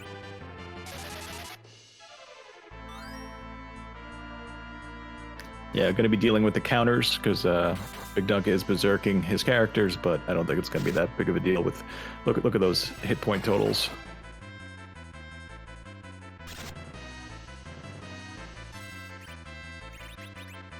Yeah, like 8,000 hit points between Sid and Yang combined. Yeah, bigdunka has his full grind completed. His party has Zeromus ready HP totals, so that's going to be the big difference here. DShmoo619 cannot fight this Antlion at his current levels. No, yeah, this is not one of those bosses you want to take at those levels. My question, do we know the agility manipulation gear that bigdunka has? Because I'm wondering if he's going to try to put Cecil down before this fight's over. You know, I haven't seen a curse ring or anything on him. We do see the double searcher fight on DShmoo619. This is either going to be summoning centaurs or the D machines that he's looking for.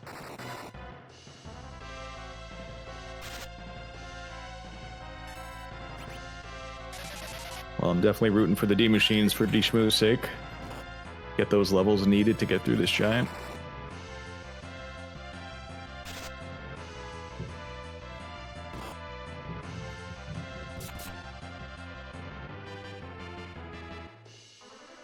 Oof, coming out with a quake.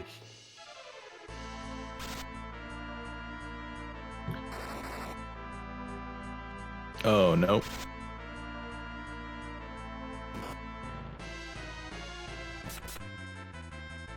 Yeah, that's You heartbreaking. see That's maximum time yeah. lost there.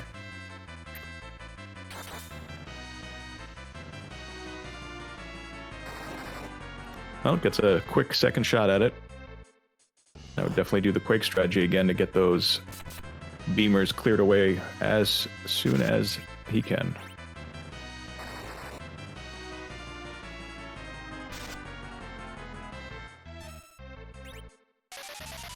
Oh, that Palom goes down. And we can see on bigdunka's screen just how long this fight can take when your enemy is counterattacking so much. It just wastes a lot of animation time, even if it's a quote-unquote safe fight for bigdunka here. It's still not great to have to sit through it. Nope, Tello goes down with the big hit, and yeah, there's just so many hit points to get through here. You can see Sid's doing close to 2k, Cecil I saw hits over 4k, Yang over 3k, and there it goes.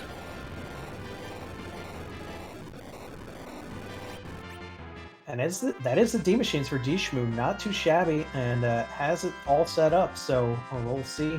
He'll start grinding out, and we'll be up to party power with bigdunka after that.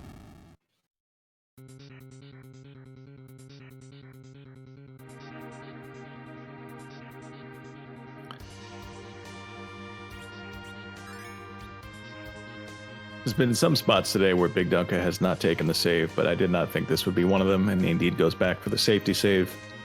You would not want to do that fight a second time. Oh, definitely not. That fight was as long as the Threemus fight. Yeah, that's... Let's see, though. Could he have? There's our buddy. Oh, we are giving the fans what they want tonight. Required Golbez at CPU.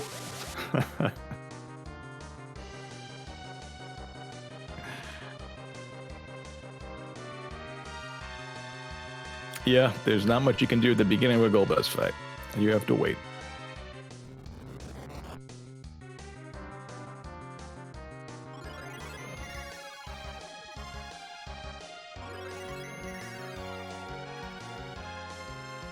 Wait and see who wins the Demolish lottery. And look, the two characters starting our seed are the ones left standing. Oh, now it's just pop those star veils, pop some life, pop some more star veils, and start swinging.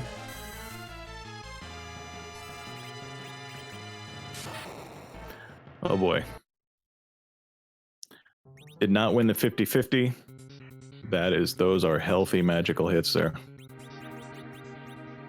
Here's what we're talking about. CPU doesn't use any magic attacks, but yet CPU Spot has very high magic attack power. You come up with rude stuff like almost 4,000 damage third level magic spells. I guess in this spot, you really want that Yonk to survive. He might be able, if it low rolls, he might be able to tank that first spell hit. I might be tempted to... You can do some manipulation of who gets held here, and if you put a Piggy spell on Yang, yeah, I mean, you still need the luck of Golbez and Shadow not taking him out, but Yang might survive that first hit.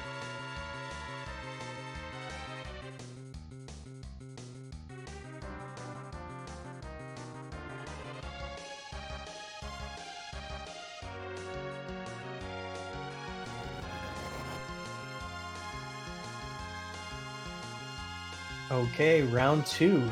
Let's see who goes down.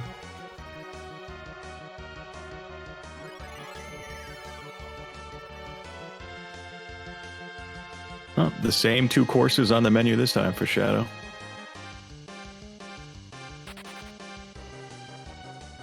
Cecil and Rosar dessert. Hopefully bigdunka prevents that. Let's see.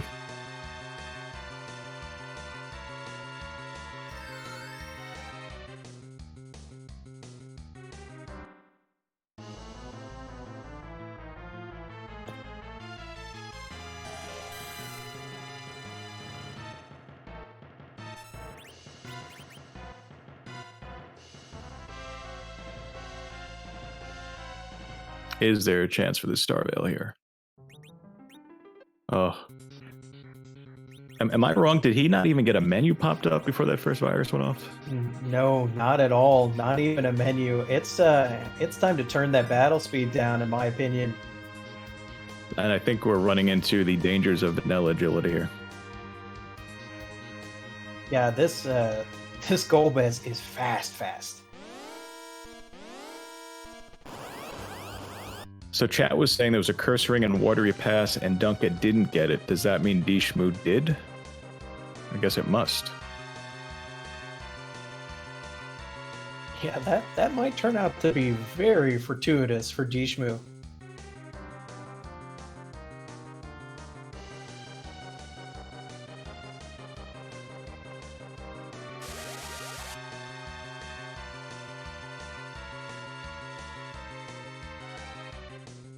Ooh, did we have an equipment swap? Yeah, Rose is wearing a white shirt right now. Or sorry, she put on the heroin robe. Yeah, that's a good call.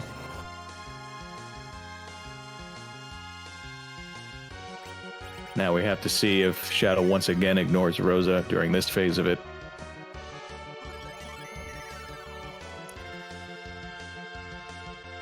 Okay. This is what we want right here. We have Rosa, who can get a command in very quick, already has a life potion up, and Yang, who can potentially survive one of the spells. This is looking really good for Duncan. Yeah, bigdunka's had enough bad luck here. It's time for some good luck.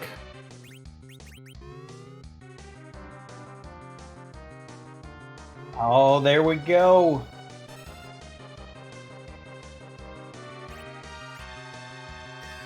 So I'm going to assume that with that kind of spell damage, Golbez can basically finish himself off here with a little help from the team. Yeah, the CPU spot has less HP than the element spot, but it is still pretty beefy as far as bosses go. It has a little bit more HP than some of the moon bosses, but not as much as others of them. A little bit of a high roll there on Yang. I think by less than 100. Oh my goodness. Reflect for 9,000 damage. Wow.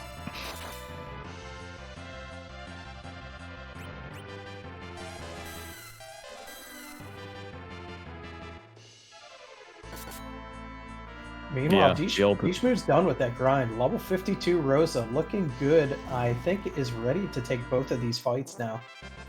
And has more mages in the party, so Antline's going to be faster. Yeah, nuke on Rydia.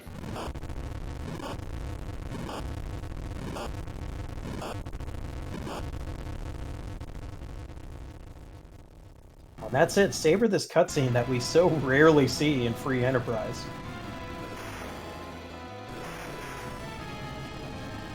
Oh, goodbye, Edward. Goodbye. Yeah, probably not the spot you take, Eddie.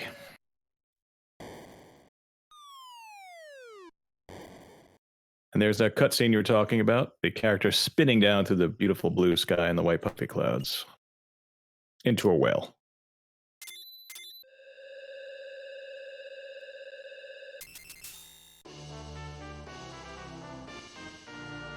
Well, we get an objective complete and the crystal on bigdunka's side now. Just need to be ready for the Z fight and get down there. No pass in sight.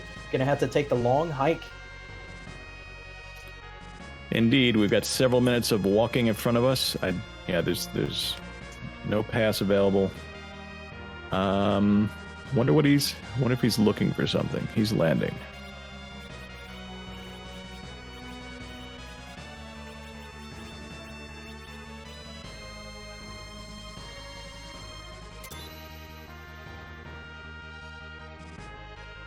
Nope. Time to head to the moon. Take on Z.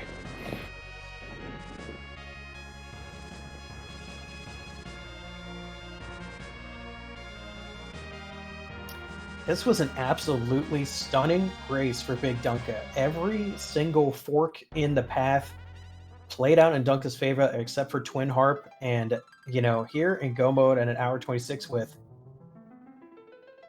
14 key items. I mean, that's crazy. This has been a key item dense run for him.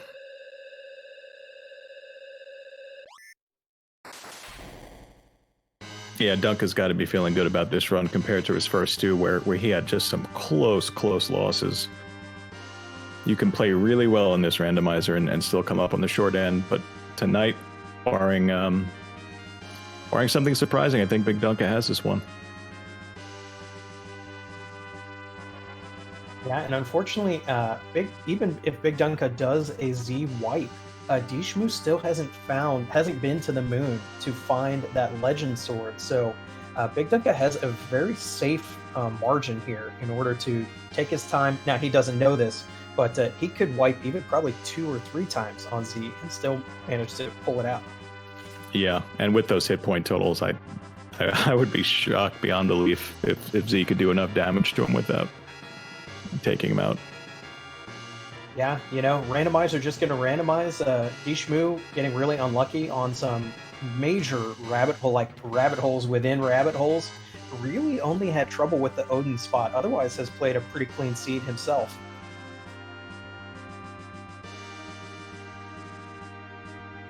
Yeah, just the luck of the draw where those items fell.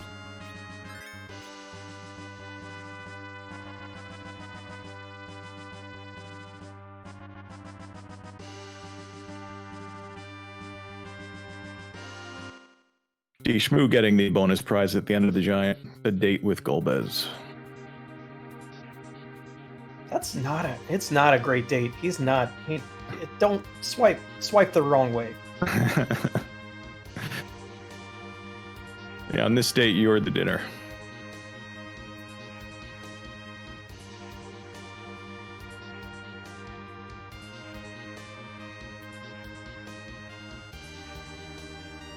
Now, bigdunka is almost down there. One more floor to go, and it's at this point, I've seen some emotes already, a little early in chat, you know, they got a little overeager, but, you know, there's a phrase we like to say here in the randomizer at this point of the day. Yeah, there is. They have their Z flags out. This is an exciting part of the race. It's one of the best randomized features of this free Final Fantasy IV free enterprise randomizer. We have a wonderful artist, Scala Kitty, who changes the appearance of the big bad Threemus at the end of the fight. So we're about to find out. As soon as bigdunka's team applies that crystal and reveals the true form, we will find out whose butt are we going to kick tonight.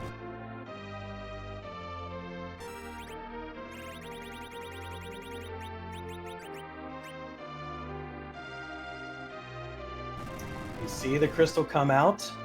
His true colors are about to emerge. I think we're either going to be chuckling because it's going to be a funny one or cowering because there are some terrifying ones in there too. Let's see who shows up.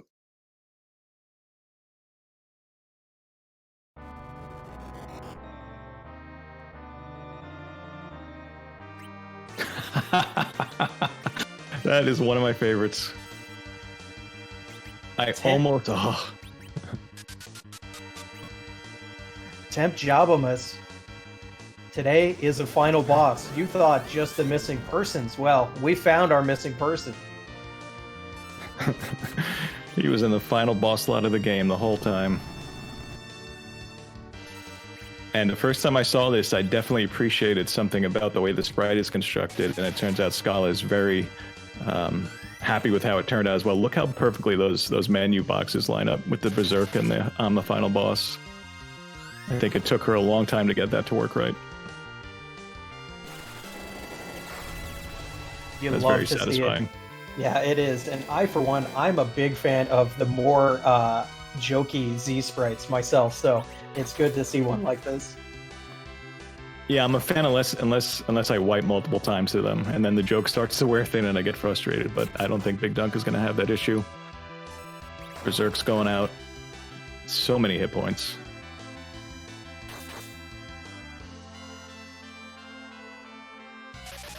DShmoo having a lot of party members on the ground, but manages to get the second Star Veil off, so is now pretty safe for his Golbez fight.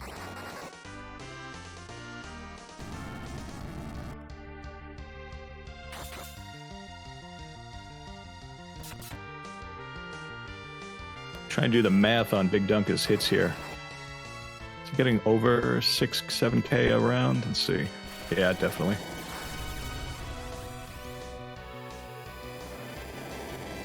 Oh, and we get the text. Why? Always feels good seeing that. Getting a big bunch of XP for that spot with 10 key items.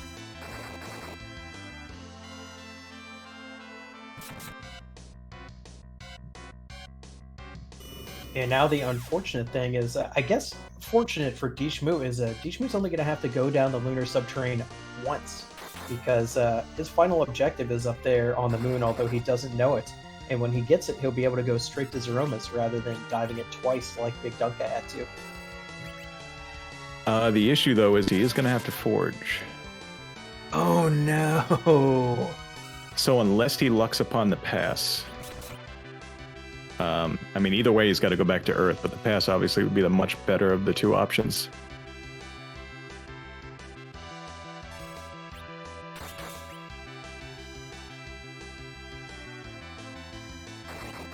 I guess, well, yeah, no, if you find that pass, then that's your ticket right back. Yeah, it would be interesting if DShmoo goes top down and ends up finding a pass near the top.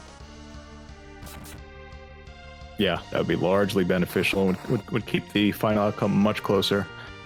But if the pass isn't up there and he ends up having to go all the way down to get the legend, yep, he could have a long road ahead of him, though I think his party at this point can handle anything that gets thrown in front of him.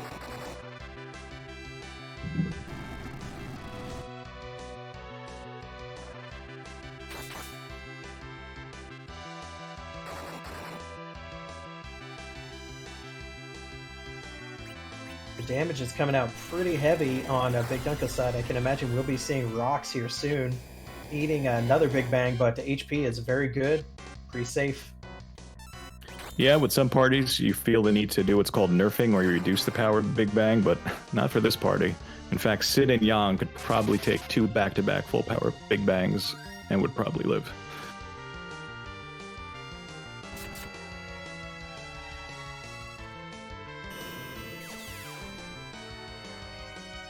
Yeah, it's not too often you see Sid doing anything except throwing items in the D fight. He's breaking 500 on those hits.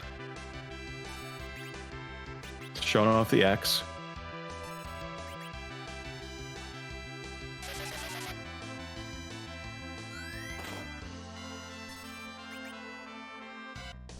Wow, DShmoo not wanting to go to the moon is instead trying that Dark Knight Cecil, gonna use Edward to cheese it.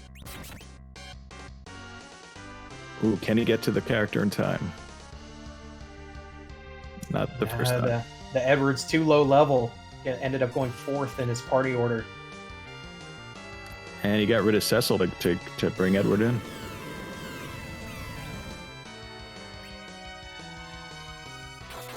Ooh, that hurts. Cecil has been doing some work for bigdunka, so I don't know if I would make this play here. I appreciate getting rid of an agility anchor that's a liability at this point due to the levels, but Edward isn't going to help you too much, except for this one fight. Yeah, he could feel behind and is taking a stab at the pass. But we had rocks, and there is the end for bigdunka. There's the end for Temp Job. And bigdunka has won this race. You know, that's got to feel good for Dunka after those first 2 barely losses. Gonna get a time of 1 hour, 35 minutes, and 56 seconds on this, really efficiently cleared seed. Yeah, that was very well done. As we see the I'm a final boss text box descend. That's a great touch. But yeah, very well done by bigdunka. This was the final round for each of these players in this phase of the tournament, so that's it for them. They will be moving on, bigdunka to actually both of them now, to the hook route of the tournament, where they will be fighting for a very small percentage of the final table slots.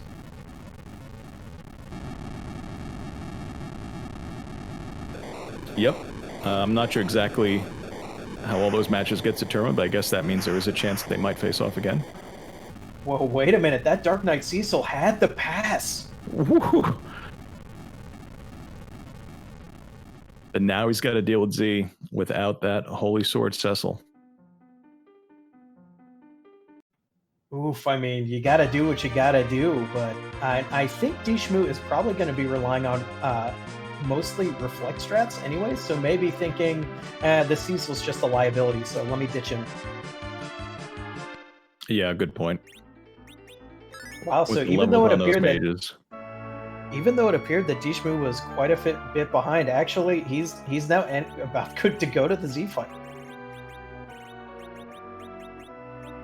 Yeah, one decision here or there could have made this even closer than it's actually about to be. Actually, Edward even taking the time to feed an apple to one of his characters there. Yeah, always good to get those extra HP before you see Z. He can drain him fast.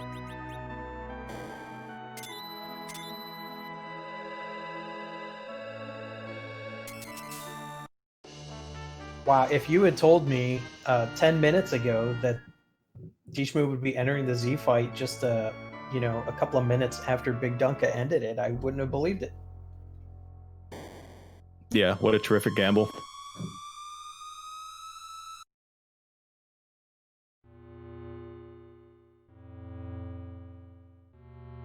Yeah, that Dark Knight Cecil intimidating bigdunka out of getting an even faster time.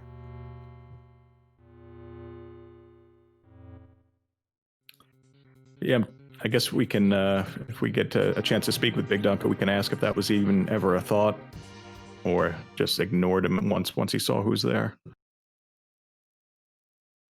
And looks like we are joined by bigdunka now. Man, congratulations on your win, Dunka. That was well played. Many thanks. Yeah, GG bigdunka. We've been complimenting just how your routing has gone. Was it surprising to you how well the routing went, or was that kind of your plan? I mean, I was scared when Power shirted Odin. That was just, yeah, I was scared on my wits that it was going to happen again. Because it happened in my previous too. But I basically wanted to fade Moon as much as possible on this one. Mission accomplished there. You went to the exact right spot. Yeah. Well, I mean, it was Ribbon, so it's the logical place to start. But... Yep. You want to give a guess as to where the pass was hiding, Dunka? I saw, actually. So yeah, that was the only place I wasn't going to touch before coming back down. So, because there was no way I was going to be able to clear it when I was down there the first time. So you were going to commit, you were going to full clear Moon before coming back for the Pain Man. Well, yeah, because at that point, I mean, I had two options. There was no way that there was going to be two items hidden behind there. So I was either going to find it on the Moon or it was going to lead me to where it was. In fact, what was left? Tower key? I think it was the only thing I didn't get. So it was gonna be. I was finishing on the Moon. Tower key. We never saw demist. Right. So that was probably one of the no locations because. Well, I guess no. I didn't check most of the Moon, so could be anywhere up there. What were you thinking? Did. Go ahead. What were you thinking when you saw that Golbez at CPU? Oh god. Well, and it's one of those situations you see it and you're just like, that's one of the worst things you could possibly see in that location. And I kind of forgot to mini my team, but then I remembered I had a heroin shirt, and that would usually gets the job done. So, if nothing, yeah, I can't. I don't remember if heroin is an always resist on that, but I know I've done it before. Worst case scenario, it's really fast. Yeah, that was a good call with that, and then you got some bad luck on your first two attempts, and then you got some good RNG on the last one. That and the slower battle speed really helped you out. Yeah, Cecil was there's no controlling Cecil at that point, so I wanted to just slow it down a little bit. Otherwise, I was going to get he was going to get 2 attacks per, and I wasn't going to be able to keep Zerks up. So. I'm not a huge fan of slowing it down to 3, but at that point you pretty much have to, because it's going to get out of control really fast. Very cool. Anything else you want to say about that seed or your performance here tonight before you all move on to the next phase of the tournament? I mean, it went fine. I'm pretty happy with at least, what was it, 135. So it was somewhat efficient considering the clear count. No, my first two races, I both lost on Z, and I was just watching to see the thing scroll. Yeah, thankfully it did not happen. Yeah, you're going to be joining, along with yourself, a number of other tremendous runners in that hook route. That is going to be, every phase of this tournament is going to be so difficult, whether you're in hook magma or you've made it to the table. There's stiff competition all around. Yeah, that's going to be a bloodbath.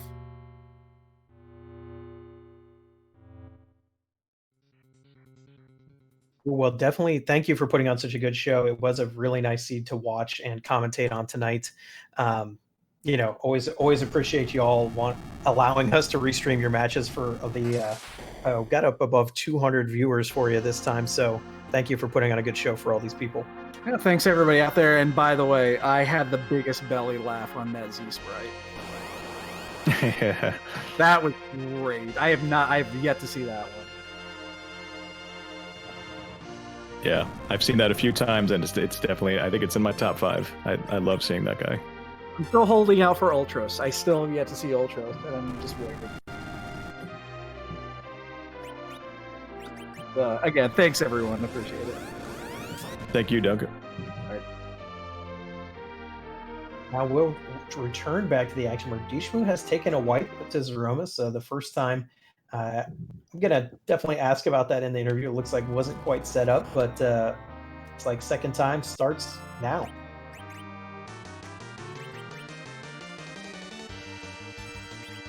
The Job Dwarf assumes his position again. Yeah, we do see full reflect strats here. We got the Silk Web, we've got the Star Veil thrown out. It's time to start throwing nukes. Oh, and the counter nuke hits the reflected target.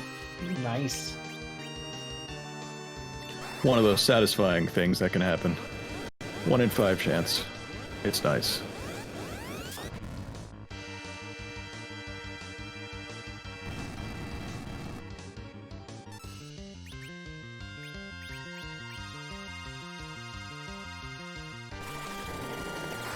So with this party, we're definitely looking for, looks like Rosa is the only one who's really safe from a full power Big Bang. Palom is somewhat safe. Rydia, very unsafe. So we're going to be looking for some Cure Force from Rosa and perhaps even Cure 3s from Tella to make sure Rydia stays at maximum HP.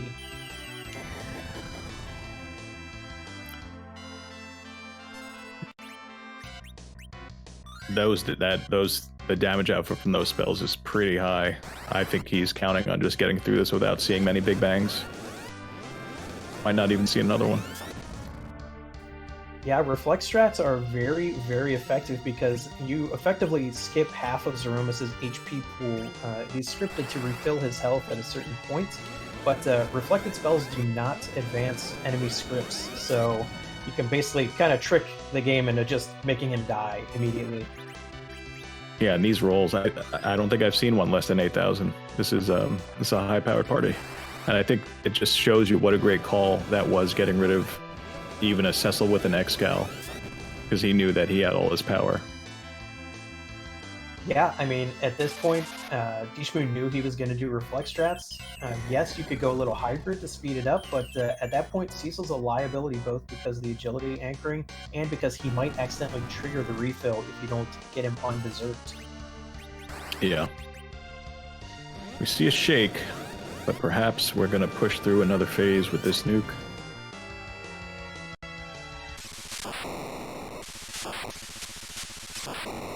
Oh, good game.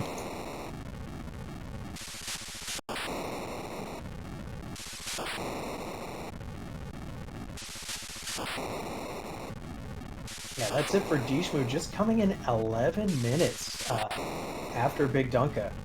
Pretty nice.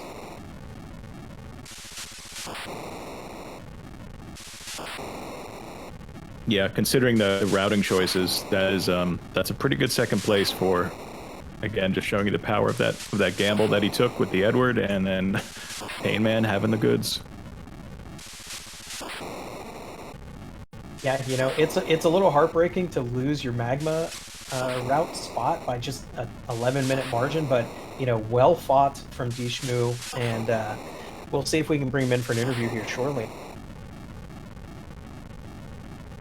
It's going to be another tough runner in the hook route.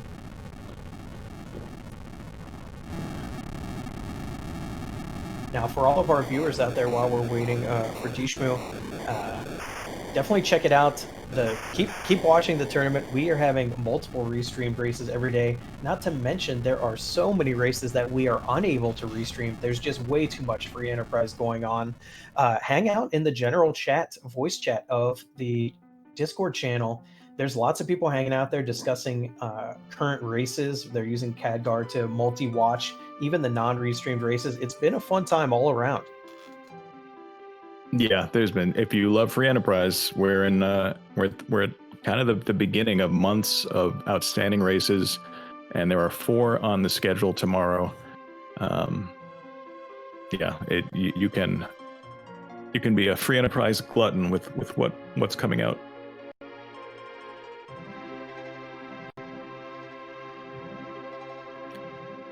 So, just to summarize for those that want to watch, tomorrow we do have a Dusty Griff vs. Revenant, 6:30 p.m. on RPG Limit Break. And then we have Jenica Strife versus Frostbite 3030 at 8 o'clock p.m. And that's going to be on one of the Randomanias. And on a different Randomania will be Min the Mage versus Magius. And rounding out the night, Sathras versus Bursic Badger, 9 p.m. on Free Enterprise. So 4 restreamed races tomorrow. It's going to be a lot of fun. And it looks like we are joined now by DShmoo.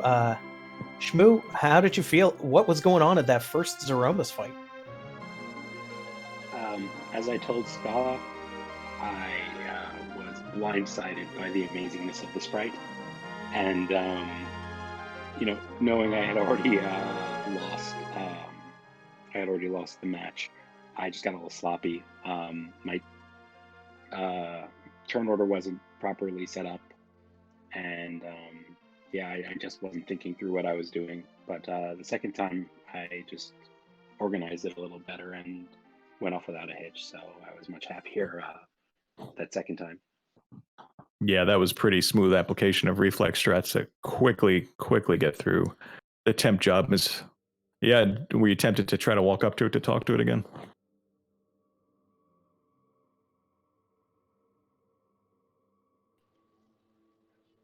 I'm sorry, was that a question? I didn't catch that.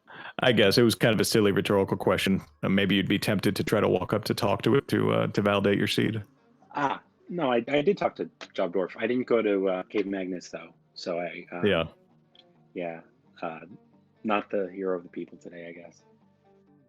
You know, I've got to commend you. Your play was really excellent today, DShmoo, and being only 11 minutes behind when literally basically all but one of Dunka's forks in pathing paid off for him, whereas you got rabbit holed a little bit. So to only be 11 minutes behind after doing multiple rabbit holes that didn't pay off is very commendable. Yeah, at some point I realized, you know, I've had this darkness crystal for so long. I'm sure, even though he swore he would never go early moon very recently, that he had already gone and done his grind and was clearing out the moon, and he was going to find one of the things I was looking for.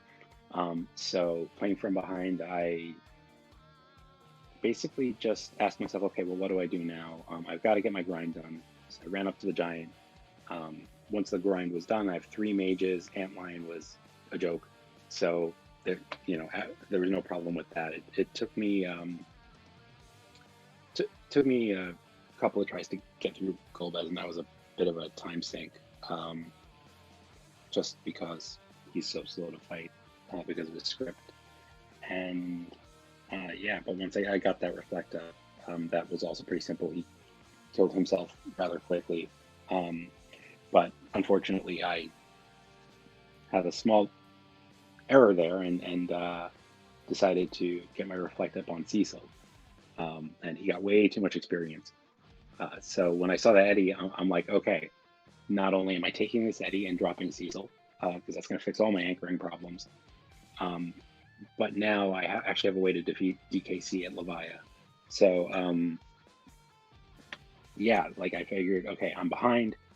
I'm going to bet anything he didn't do this spot. So that was such a great bold choice to make, and I didn't realize that part of it was that you had overloaded Cecil's experience, but that was tremendous. I mean, and you made the completely right call because he did not do that spot. Yeah, we had a little chat just after, and you know, I said, hey, you know, did you forge or do the giant? And he said both. I'm like, oh, okay.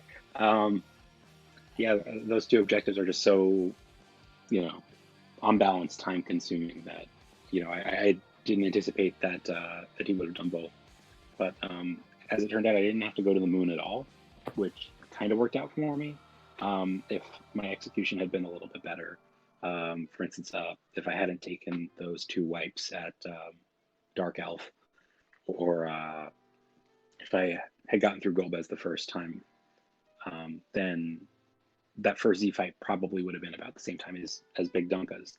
And, you know, I'm not going to say that I would have done better not already knowing I had lost, but I was just, you know, I was very nervous being restreamed. This is only the second time I've ever been restreamed. So the whole time I'm just thinking all these little execution errors, like, oh, I walked too far this way. Oh, you know, I bonked the airship, you know, trying to go above ground again. I was just really beating myself up internally. So yeah. I'm definitely willing to call that going after that Dark Knight Cecil at the Leviathan spot was super Galaxy Brain, because I'm sure you have had a chat with Dunka by now, but he had to go all the way down to the Ribbon Room to find his Legend Sword, and then go all the way back down again in order to get to a Z fight. So you definitely saved a lot of time there over what he had to do. Yeah, I'm glad I kept it as close as I did.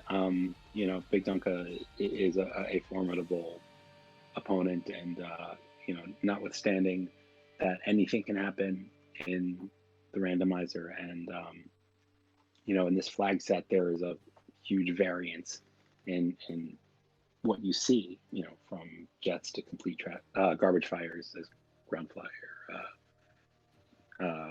you know, promised before the race. You know, it's you see somebody with an 0-2, you know, with you know, 1-1 record, and it doesn't tell you anything about their skill.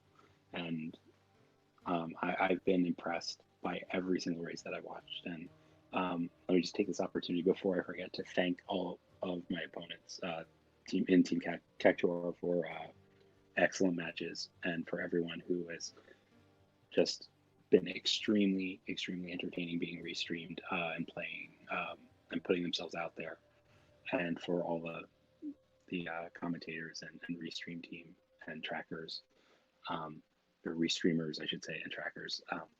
Thank you so much for everything you do, and all the admins.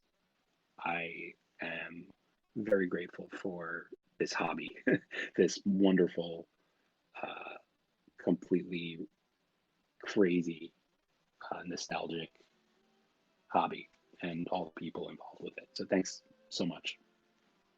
Well, thank you for being one of the bold people that allowed themselves to be restreamed, and you did run a great race. And I think the final outcome was even closer than the time indicated because of those different calls that you guys made.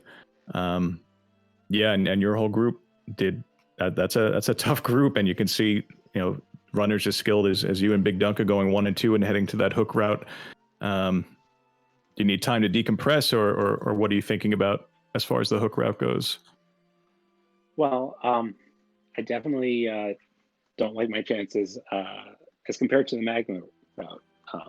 I am optimistic that I can put on, you know, good showing and maybe win 1 or 2 more. My goal for this tournament was to go 3 and 3. I didn't have lofty ambitions, so I'm, you know, 1 and 2. You know, we'll see. Hopefully, the next seeds that I end up running will be a little bit less rabbit hole-y for me.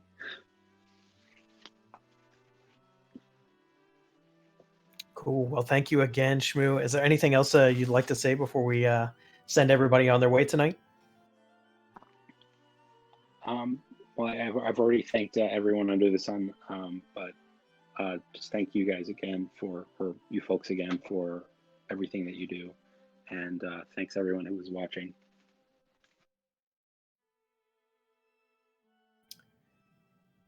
Well, everyone, I would like to thank again Groundflyer, our restreamer for tonight, Gunman Pilot Spaz, who is doing the item tracking, and of course my co-commentator Micro Corgs.